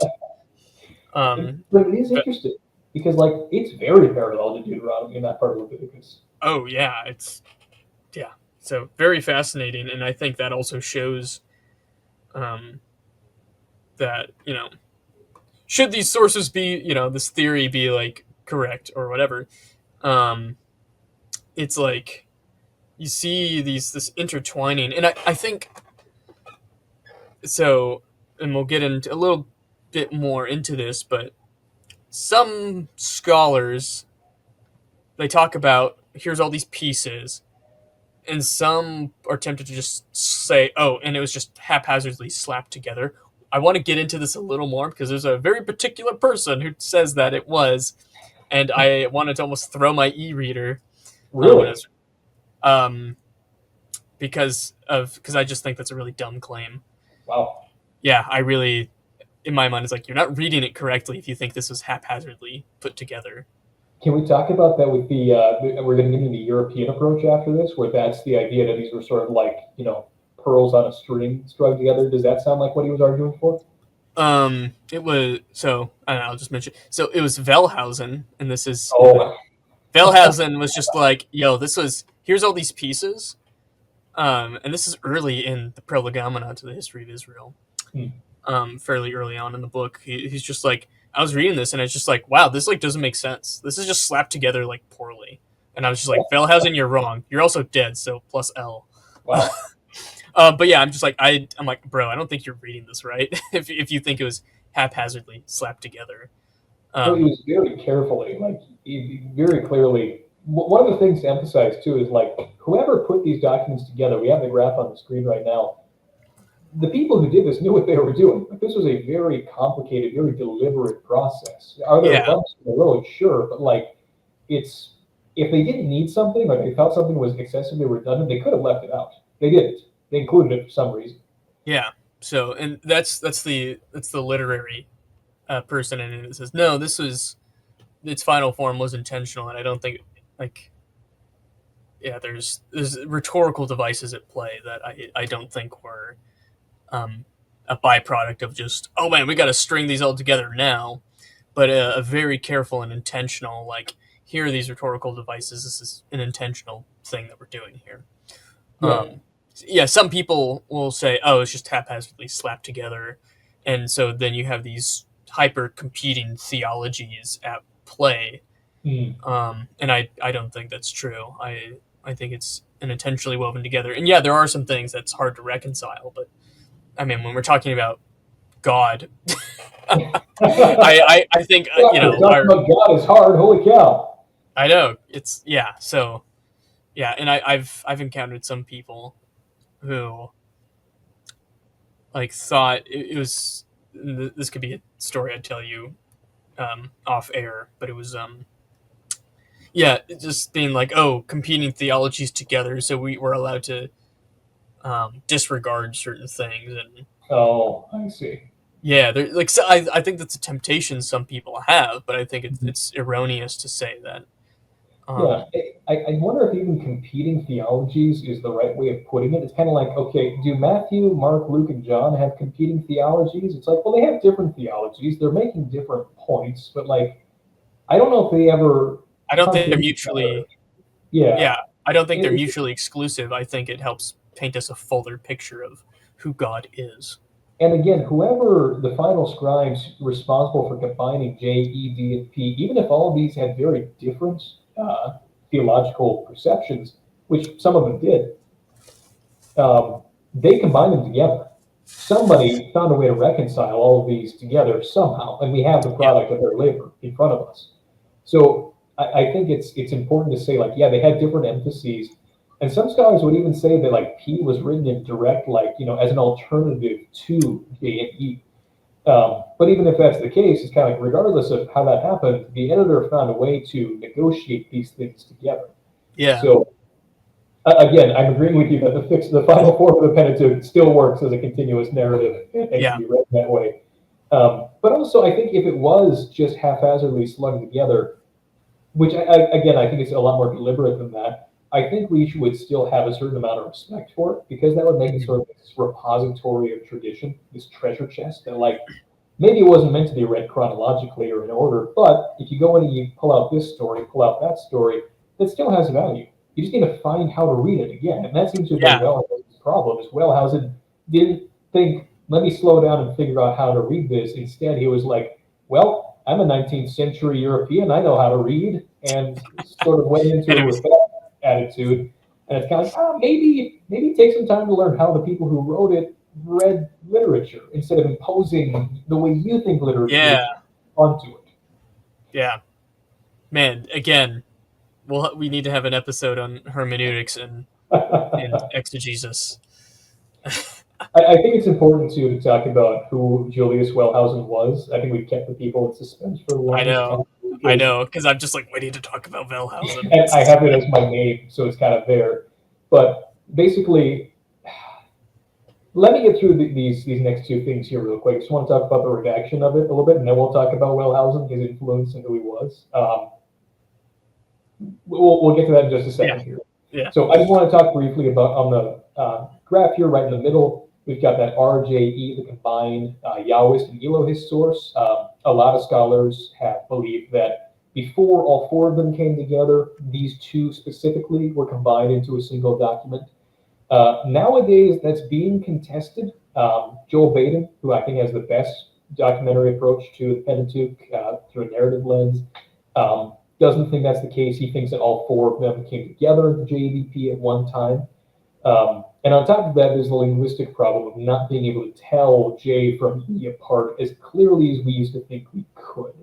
So because of that, it's sort of tendentious to suggest that they were combined together beforehand, but it does have some supporters. So I think that's worth mentioning. And again, that probably would have happened after the Northern Kingdom collapsed and people were fleeing south, bringing their tradition with them. Mm-hmm. So something to consider. But at some point, somebody put all of these four sources together.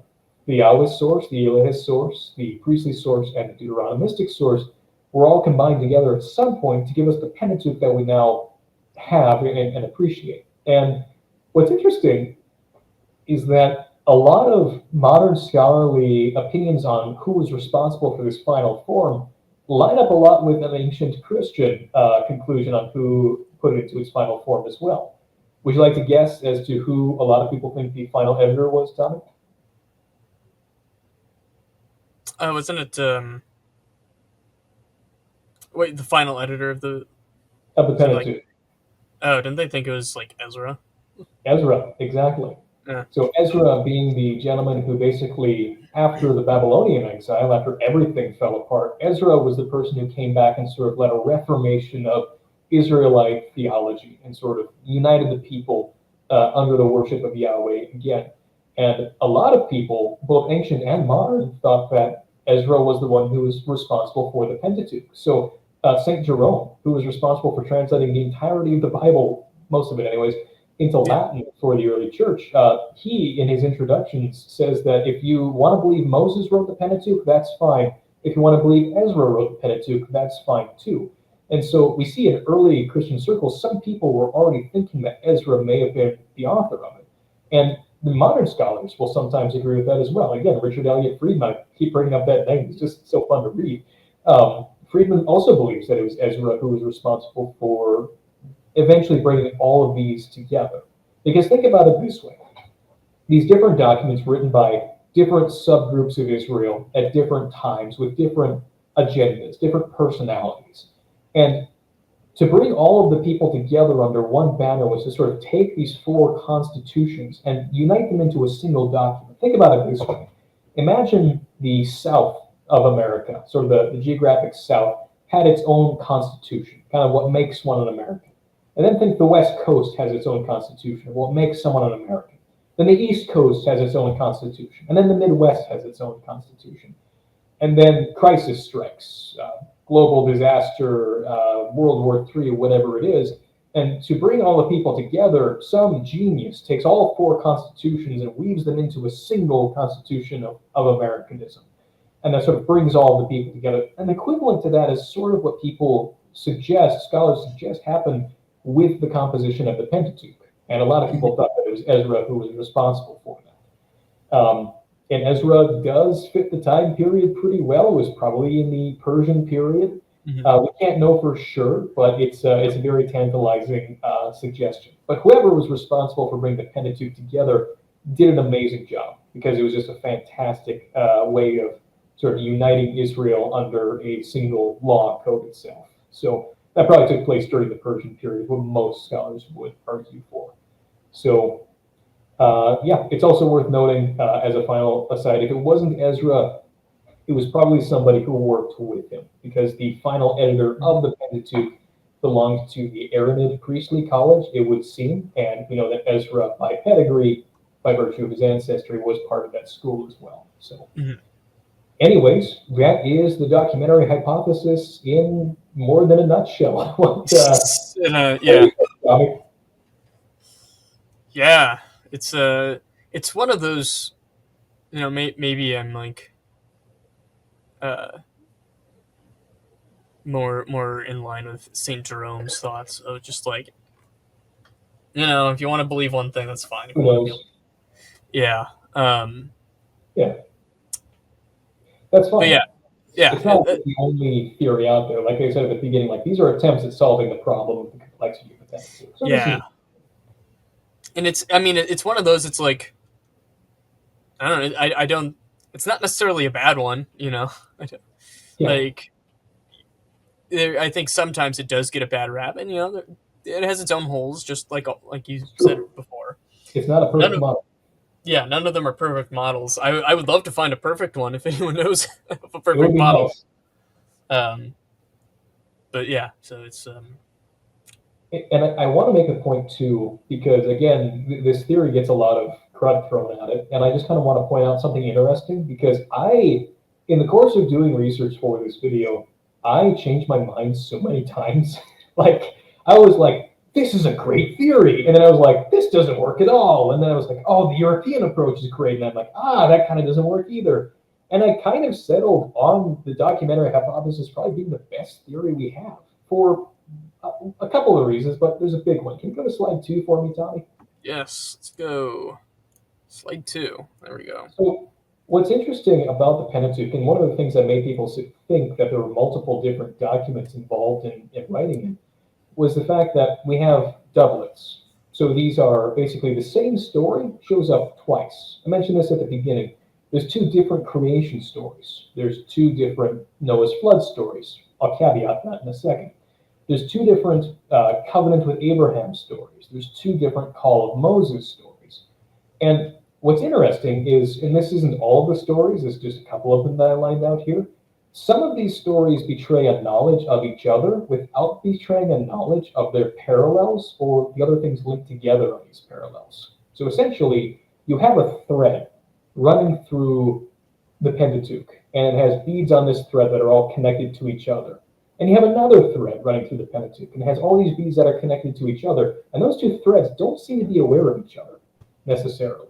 So one of the examples I took was just these 4 episodes, for instance, and it keeps going, and there's more, but these are sort of some interesting ones. So, for instance, the top information there is the P source, and the bottom one is the J source, or J and E, depending on how you look at that. And what's interesting is that in the P source, the P creation story, which is the Genesis 1 story, and the P flood story seem to be aware of each other. That's to say, the creation story of the 7 days of creation is undone in the flood story in the P source. So these are clearly meant to parallel each other in an important way. And when you go to the covenant with Abraham and the promise of an heir, it's interesting that the way God introduces himself in the P source to Abraham is the same way he introduces himself in one of the calls to Moses' story, El Shaddai. He calls himself El Shaddai, and then when he appears to Moses, he says, your ancestors called me El Shaddai, referring to Abraham. But I tell you, my name is Yahweh.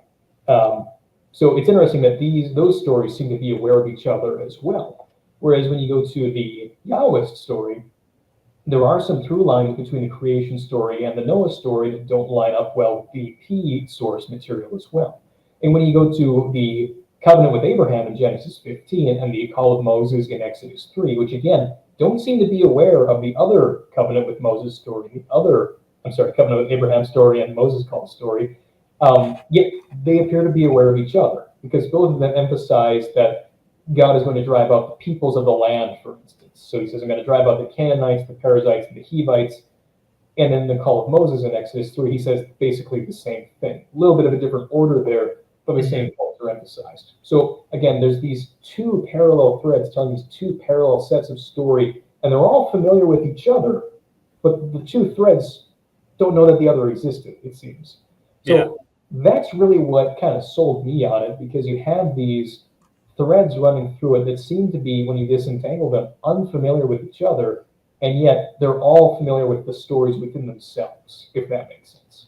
So I think that's probably the strongest argument you can make for it, is that it's a narrative argument. It's like these have a narrative in and of themselves, and some absolute masterclass of a scribe made all four of them work together. So anyways, that's my soapbox moment. Yeah, no, I can follow the logic, and it's not bad logic. So, and I do want to talk a little bit about the criticisms of the documentary hypothesis, because again, this sort of raises people's hackles, and there are some good criticisms out there, but there are some bad criticisms out there. So before I move on to that, anything else you want to bring up real quick? No, not really. Let's. Just some of the criticisms that the documentary approach receives. A lot of them are, again, primarily emotional. Again, there's sort of this attachment to Mosaic authorship that I don't think is necessary. A lot of people feel like they need to bat away the documentary hypothesis however they can to avoid somehow wounding their faith. And I don't think that's the case. So one of the good criticism that I've seen of the documentary hypothesis is by Josh Berman. And he points out the fact that, we have a lot of ancient literature now, a whole lot more than when the documentary hypothesis sort of started. And the documentary hypothesis, by and large, doesn't take parallels of how literature was written into account. It's primarily scholars in a different time from when it was written looking at this text and making decisions about what was written when and where. When we have parallel documents from antiquity that we can kind of see how people wrote books back then and look to that for parallels. And that's a good criticism. I think it's less effective than Berman thought it was, because there have been situations where, like Jeffrey Teague's work, where he's pointed out that, like, yeah, even though Pentateuchal documentary hypothesis scholars didn't use a whole lot of parallels, they picked up very similar editing techniques to what the ancients actually did use without them knowing about it. So when scholars were looking at the documentary hypothesis, trying to figure out how these documents came together, what the editing techniques were to make them all into one, what they came up with is very similar to what we see actually in ancient literature. Not all the time, but it's interesting that it's a very good criticism. It's probably the best criticism, but it is watered down a little bit from the fact that it's not drastically off the mark from how people actually wrote things in antiquity. So I thought I'd bring that up. It is also worth noting that a lot of times, we talk a lot about how the Pentateuch is this unified narrative. A lot of times, scholars like to make contradictions where there aren't any. For instance, in the course of my research, as I was going through this, one scholar claimed that Aaron dies twice in the Pentateuch, and therefore there's two sources. And, he dies in Numbers, and he dies again in Deuteronomy. Therefore, there were two different narratives of this talking past each other. But if you look at it, the Deuteronomy example is a summary of everything that already happened previously. And it was probably written with knowledge of that part of Numbers. So it's sometimes they sort of make mountains out of molehills with contradictions. They point out contradictions that aren't really contradictions. So that's a great criticism, I think, of the documentary hypothesis. But there's a lot of bad criticisms of it too. And I just want to talk about these a little bit because it's kind of they're not as powerful as people think they are. And I get it. Again, you don't have to agree with me. You don't have to agree on the documentary hypothesis, but don't have bad arguments in general. Like, if you're going to disagree with me, do it for the right reasons. It's just, come on. So one of the big criticism really is we don't have any manuscripts of these, older sources. We don't have a manuscript that's just the J source or just the E source or just the P source. And that makes sense. And a lot of people think there's a lot of strength behind that. The problem is we don't have a lot of ancient literature. Like a lot of ancient literature was lost. In fact, the Pentateuch itself refers to ancient Israelite literature that we don't have anymore. Go ahead. Oh yeah, I was gonna say, to kind of specify what we mean by ancient literature. We don't have a lot of stuff that's like A&E Bronze Age, because like there's a lot of Greek literature we have that we would consider Right. ancient, but a lot of, and that's because the Greeks love to write things down. And then you also have transmissions, and I mean, like we don't have, for example, like Homer's original composition of the Iliad or the Odyssey, because it probably wasn't written down first. It was, an oral thing, and but yeah, and even like with the Hebrew Bible itself. Okay, the oldest manuscripts that we have is from Qumran, and the oldest, the Hebrew ones, if I recall correctly, date to like the 200s BC, Early 100s, so second early. century BC. Yeah, so And which even again, by then, yeah.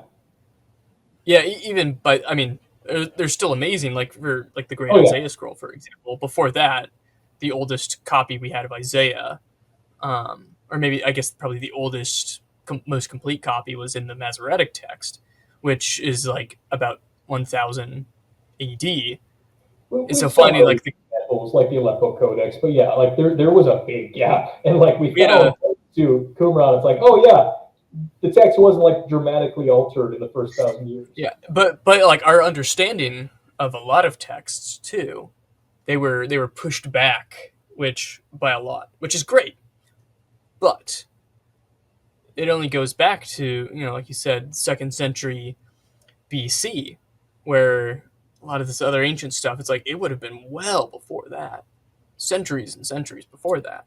So yeah, I agree. The fact that we don't have, the book, entitled "The J Source" by Moses, like, I mean, I I'll agree. write that, but Yeah, and it's like again, the Pentateuch refers to like the Book of Jasher, which we don't have anymore. There was yeah, a forged version of it from like the 1800s that's not real.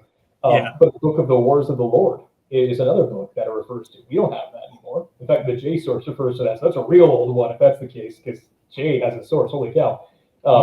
And then there's other books too, like in the Book of Kings. It refers to the annals of the kings of Israel and the annals of the kings of Judah, apparently a source that the author of Kings used. We don't have that anymore.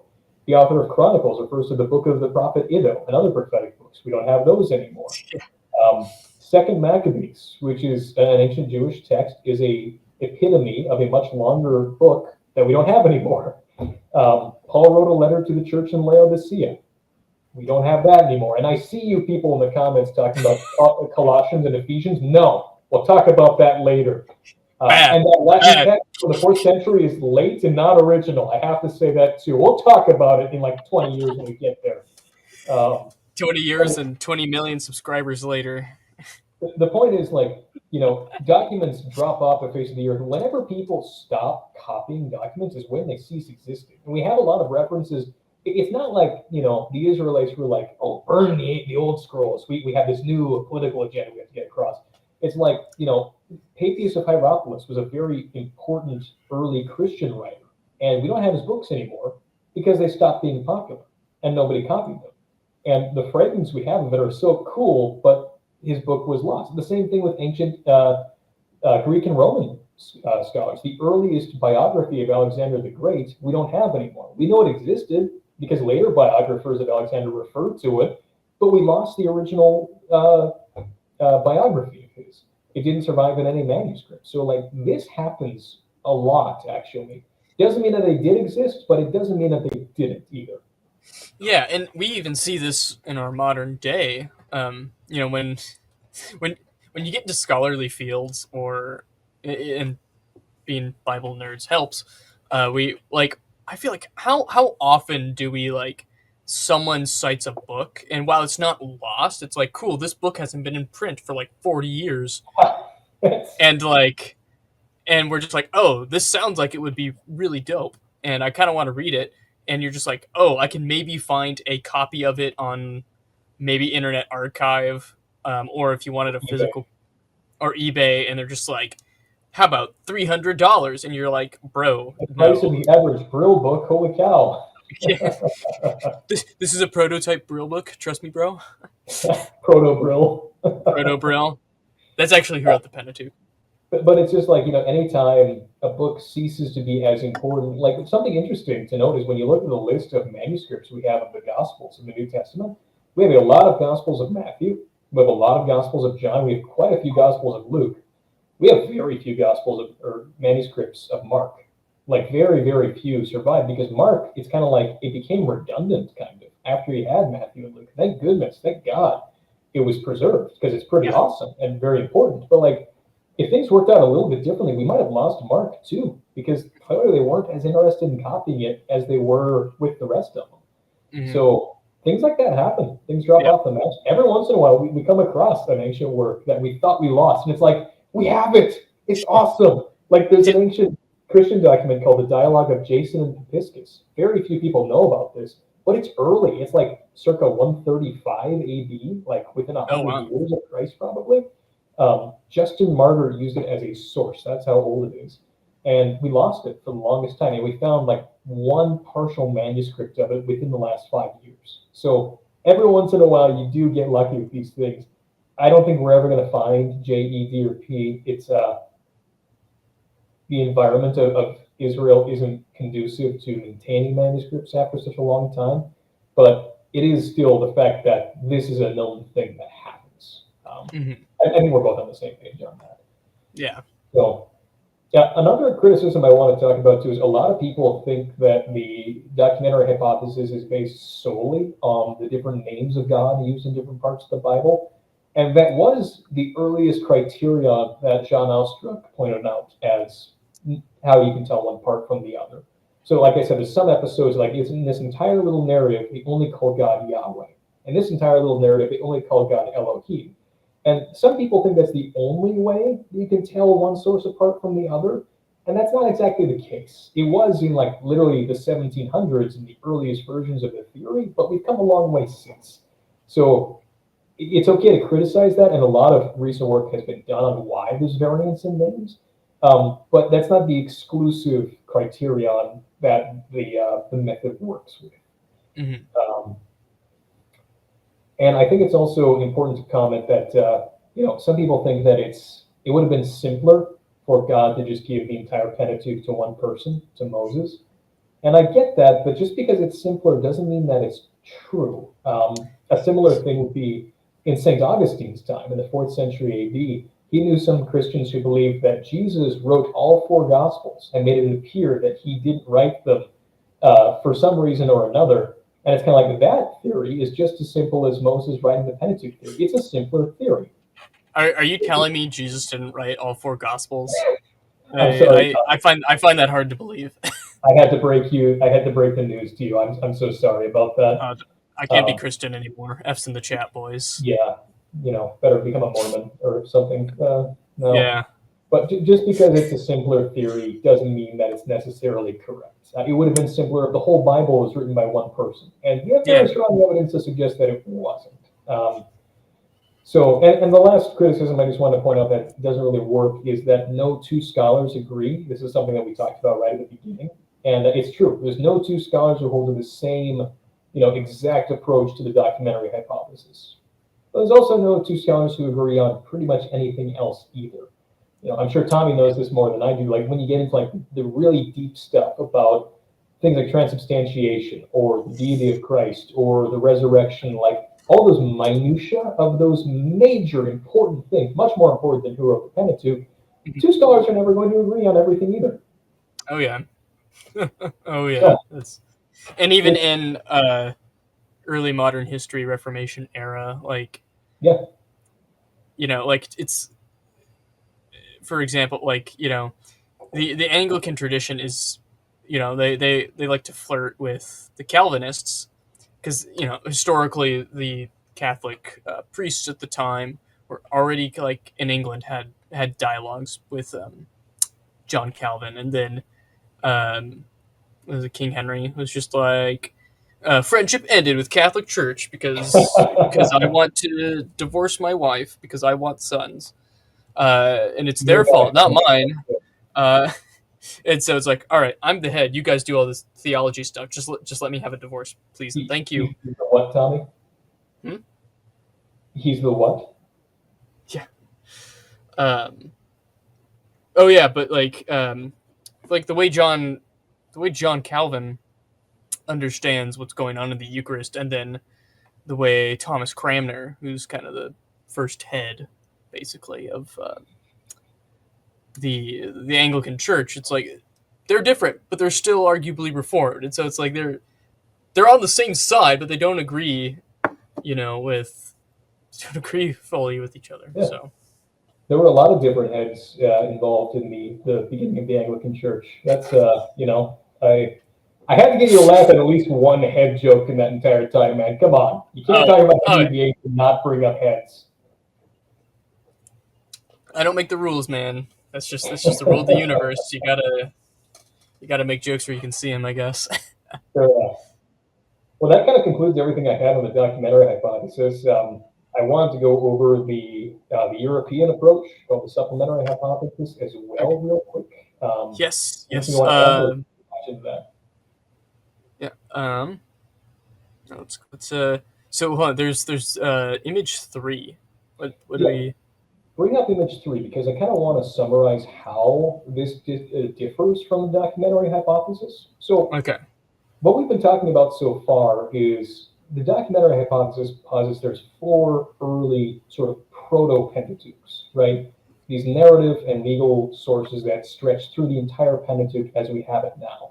So think about these 4 sources as 4 threads, and they're woven together, and they sort of make this one big rope or cord, which is the Pentateuch itself. And it's kind of broken down for you here. J, E, and P stretching through the whole thing, and then obviously D coming in a little bit later. The D source is only in Deuteronomy, by the way. If anybody didn't catch that, it's thus the name, right? It's not particularly crazy to make that happen, but that's sort of how that works. But there's another theory that came to the fore really starting in the 1950s with a scholar named Rolf Remsdorf. And Remsdorf had predecessors. He drew from Martin Nath and Gerhard von Rad a lot. Details. Basically, his way of thinking brought about a different approach to how the Pentateuch came together. And it doesn't exactly have a name. Some people call it the supplementary hypothesis. Some people call it the European approach. But Tommy, if you want to go to slide 4 there, I think this sort of gives us an alternative idea of how it works. So instead of having threads running through the Pentateuch, they start with basically the smallest form of any individual story. So take, for instance, the Binding of Isaac story.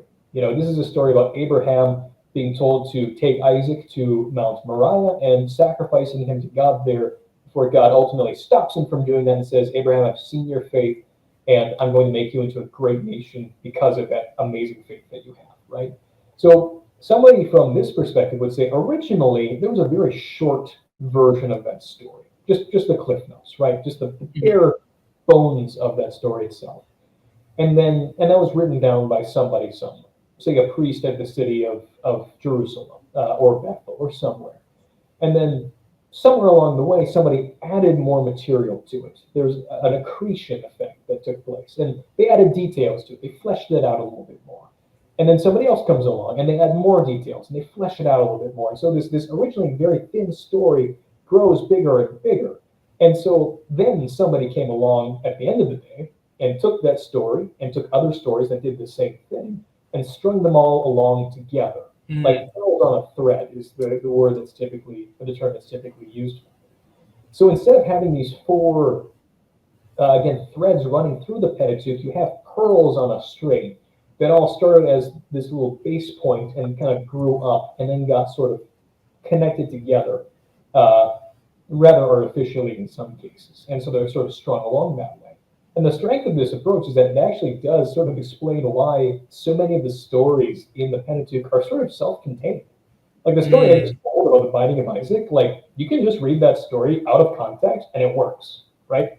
You don't really have Yeah. to have a whole lot of background knowledge, maybe some general understanding of who Abraham was, which any Israelite would, but it explains why they sort of work in a granular fashion. And now the difference here too is that people who believe in the documentary hypothesis believe that this process actually happened, but it happened in the verbal stage. It happened in the oral stage. Mm.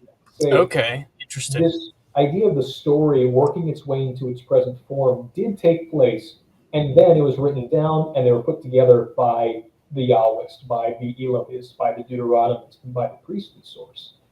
So the difference is, did it go story pearl? I'll call them pearls. Did it go pearls to the sources to the Pentateuch, or did it just go from the pearls to the Pentateuch? Are we skipping that intermediary documentary source? Okay.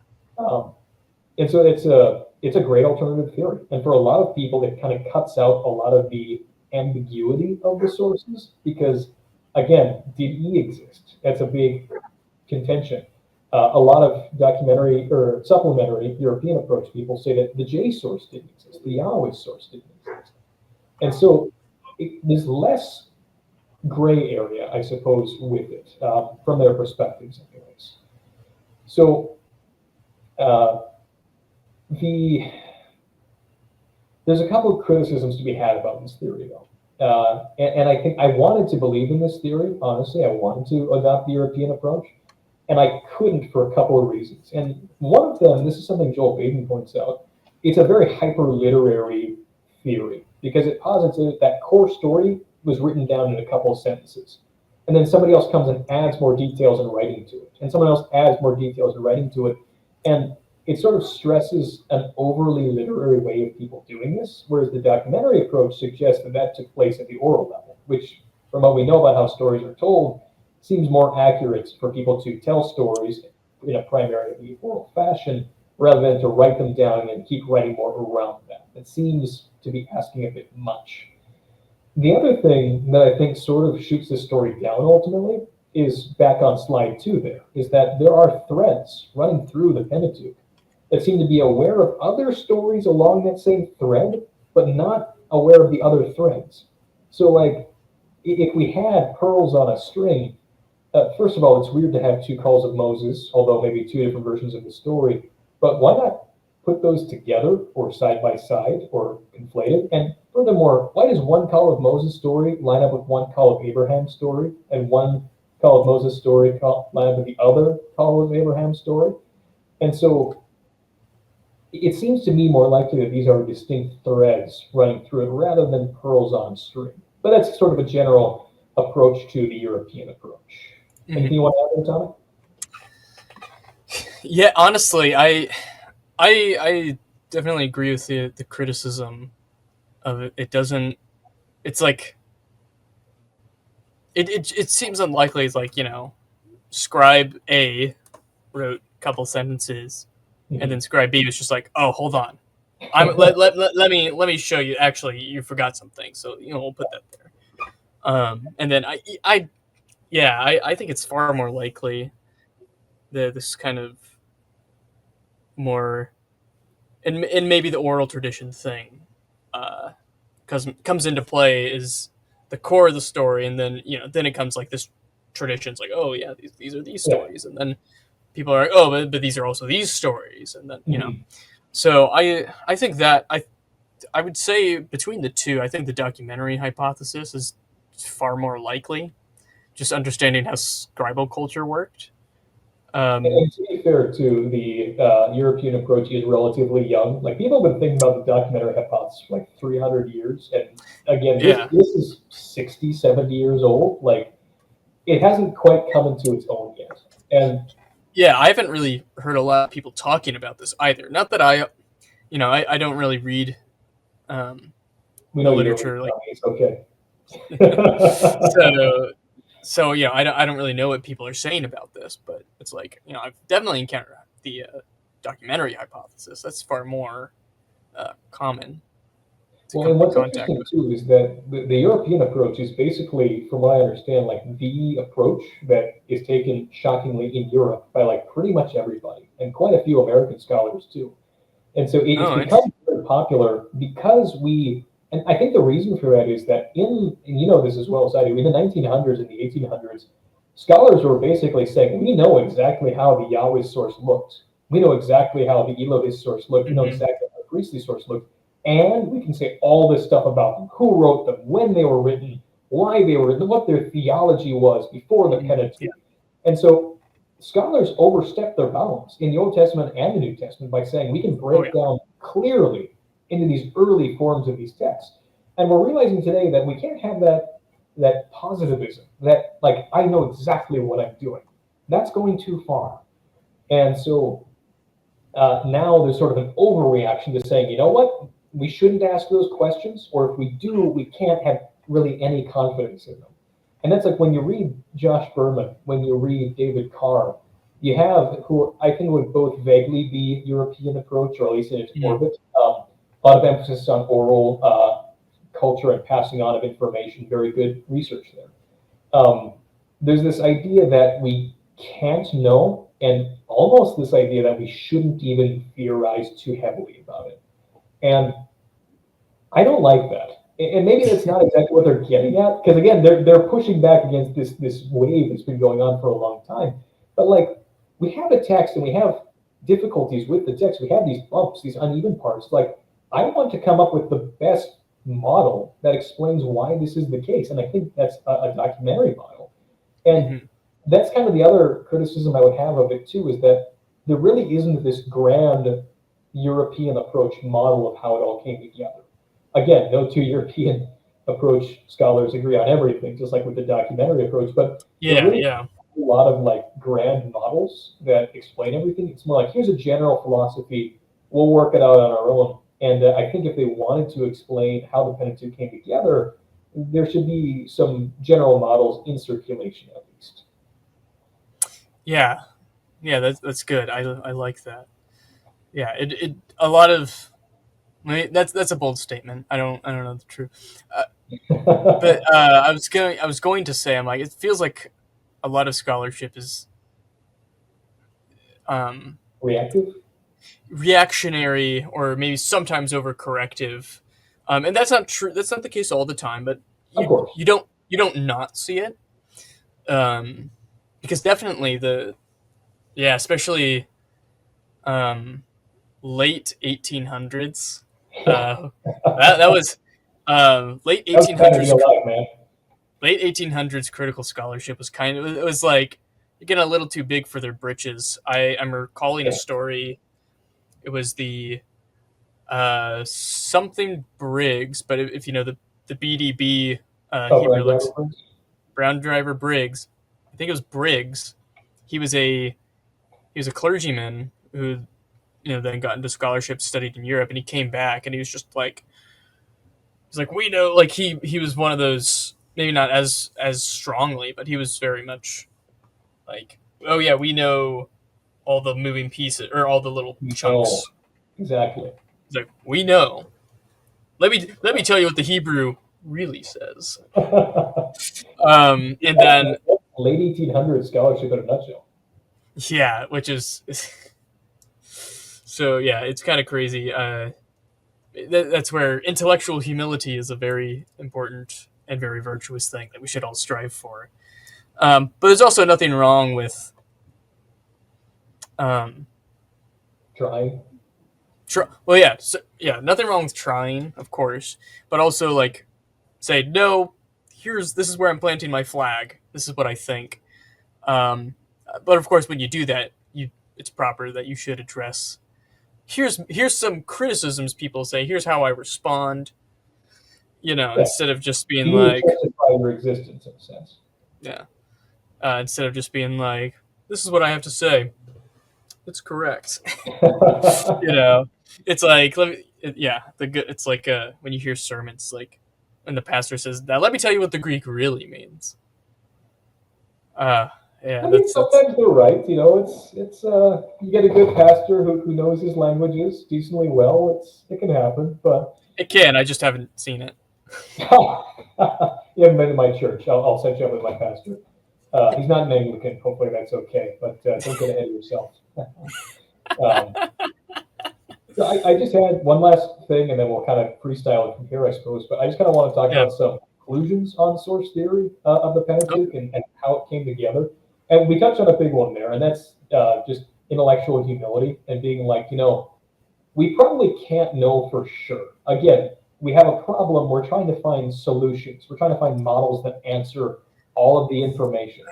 And I think some form of the documentary hypothesis is the best solution. It's not the only one. It might not be right, but with what we have right now, I think you'd be hard pressed to find a better one. And I think specifically, the one that impressed me the most was Joel Baden's composition of the Pentateuch, the neo-documentary hypothesis.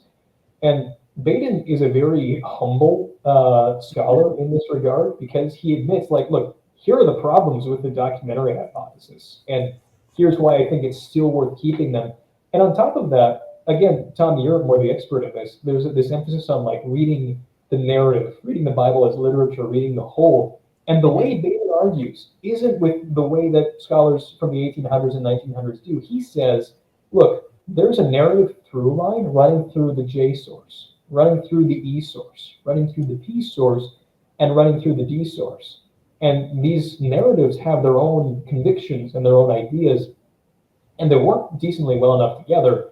He probably thinks that the Pentateuch can't be read in its current form. Obviously, we would disagree with that. Yeah, yeah. But he argues for the sources on a purely narrative basis and does a really good job of it. And he's very conservative with what he says, too. So I think I probably have some things I'd modify personally, but I think this is probably the best approach that I've seen, the best model anyways. I also want to point out, if anybody's interested in reading more about the documentary approach, I've referenced Richard Elliott Friedman several times. He's a fantastic writer. This is a very accessible book. It's Who Wrote the Bible? And it's designed for people who aren't specialists. Anybody can pick this up and read it. It's decently short. It's not overly long, I should say, probably 250 pages, 233 actually, I just saw. And the one thing I would say is that he's a very good writer, which means you'll want to agree with him, even on some of the stuff where I think he goes a little bit too far. Like Jeremiah wrote Deuteronomy, and it's kind of like, I like, that would be cool, but I don't know, man. That's pushing it a little bit too far. So if you're interested in reading more about it, this is a great place to start. But go into it thinking, go with a grain of salt. Have a salt block in hand when you read this. So don't feel like you have to agree with them. I'm from the West, so I have those on me. And one last resource, too, also by Richard Elliott Friedman. This is fantastic for lay people and for people who are studying it. It's called The Bible with Sources Revealed. And basically what he's done is he's just taken the text of the Pentateuch and he's color-coded it to the different sources that are traditionally broken down. So blue here is the source. That blue highlight is the redactor's hand. If we go earlier in the Pentateuch to a lot of Genesis, we see a lot of overlap. The camera probably won't pick this up, but there's like light green text is the Yahwist and dark green text is the Elohist. And then there's blue in there as well. So it's a great, if you're interested in the documentary hypothesis and how the sources look and what is typically thought to belong to what source, this is a fantastic resource as well. So I just want to throw those out there for people. If anyone's interested in the European approach, it's harder to access. There's not a whole lot of non-specialist material out there. I'd say maybe Josh Berman's Inconsistency in the Torah, which isn't explicitly European approach, but kind of lays out some of the problems. Although that's a $100 book. Like, I really wish there was more I could say. I learned more about the European approach from Joel Baden's discussion of it than I did from reading European approach scholars themselves. Because again, it's very young, it's very figuring itself out phase. But those are some resources to consult there. But I guess one other thing I just wanted to bring up too is that, for Christians here, and I understand not all of our audiences, but for Christians here, this doesn't really affect our faith all that much. Who wrote the Pentateuch? We've said this a dozen times already. I don't think it should be a major effector on your faith. Again, remember, early in the church, when St. Jerome was writing, he already says that in his own day, some people thought that Ezra wrote the Pentateuch. instead of Moses. And they were okay with that. Like, this isn't necessarily a matter of salvation or a matter of one's faith. It's okay. Now, if you come across from this and you're just more comfortable with the Moses hypothesis, or maybe, you just like the relative simplicity of it, totally fine. I'm not going to try to coerce you into anything. But hopefully, something you've taken away from this is that you don't have to hold to that. There are alternatives you can believe while still being a very faithful Christian. Kind of big stuff there. So, Yeah, that's all very good. Yeah, again, and I think why us Bible geeks who spent hey, I'm a nerd thing, and there's a difference. I'm not an extrovert. I'm not either. But yeah, it's being we who like to really dive into all this stuff. We find it valuable, and ultimately, with the goal for the enriching of the church. But it's also we recognize that it's like no, like history is messy. Like talk to anyone who's like a hobbyist historian, and they'll just and it's like it's messy. It's because and I like to say it's because humans are messy. And yet God in his wisdom and grace, he works with it. Yeah. And you can even read that in scripture itself. Thank God for that. Yeah. So yeah, it's who wrote the Pentateuch is not does not change any doctrines of the church. I don't think it doesn't affect any theology really.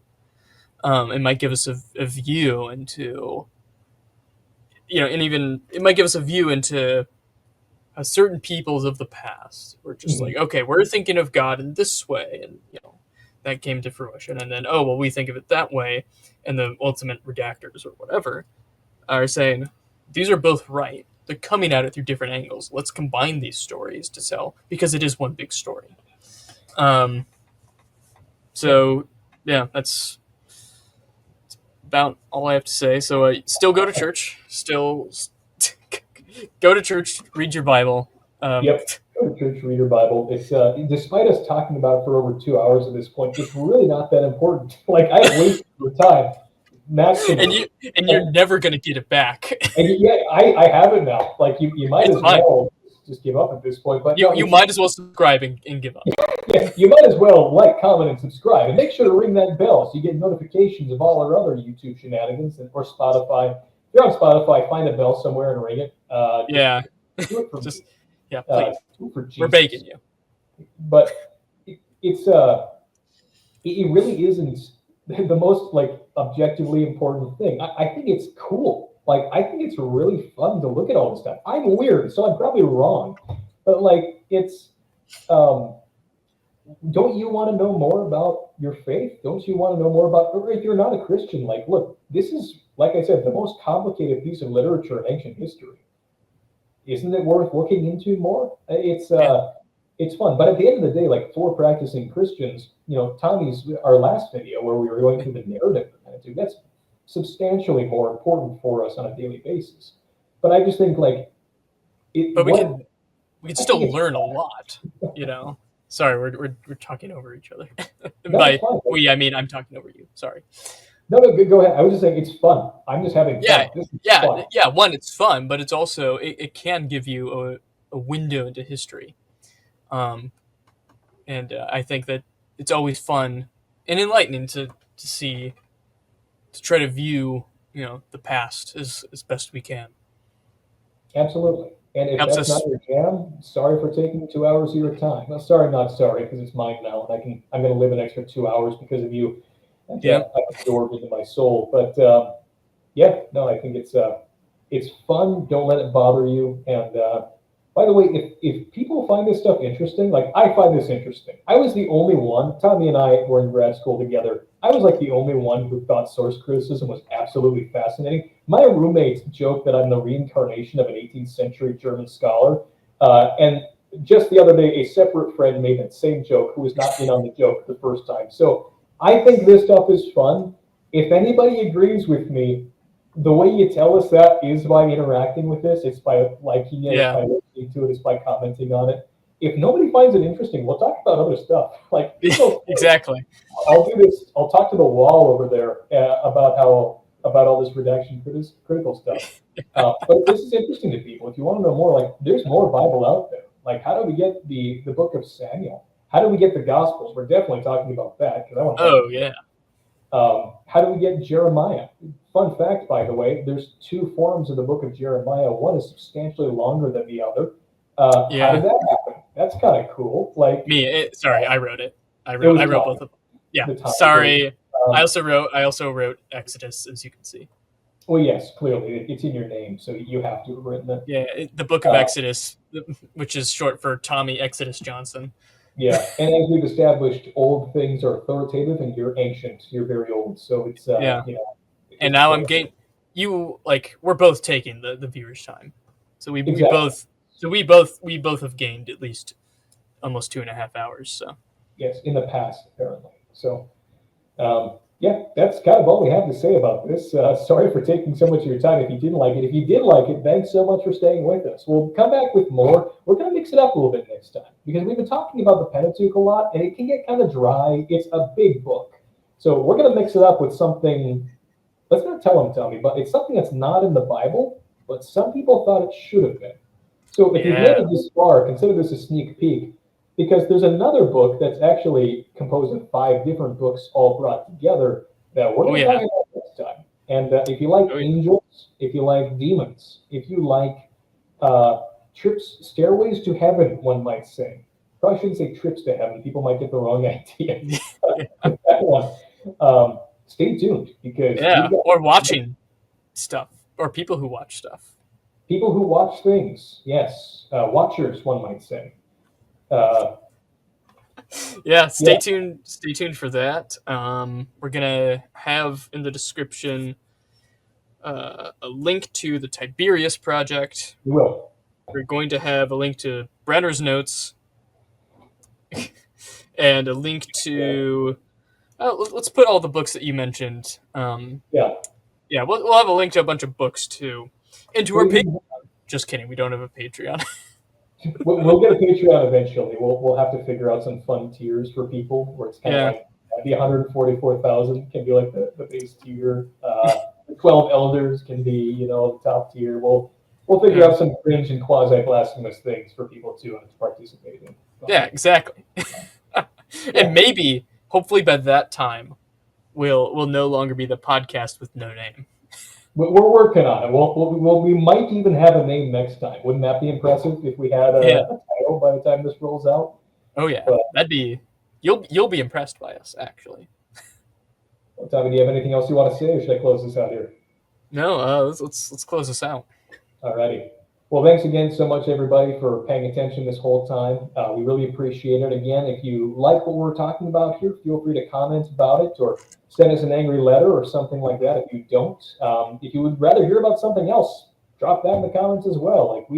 There's no end to what we can talk about, and we want to talk about stuff that's interesting. So give us some ideas. But like I said, thank you so much for spending your time with us today. You'll never get it back, and we will see you in the next video. All right. Later. Goodbye.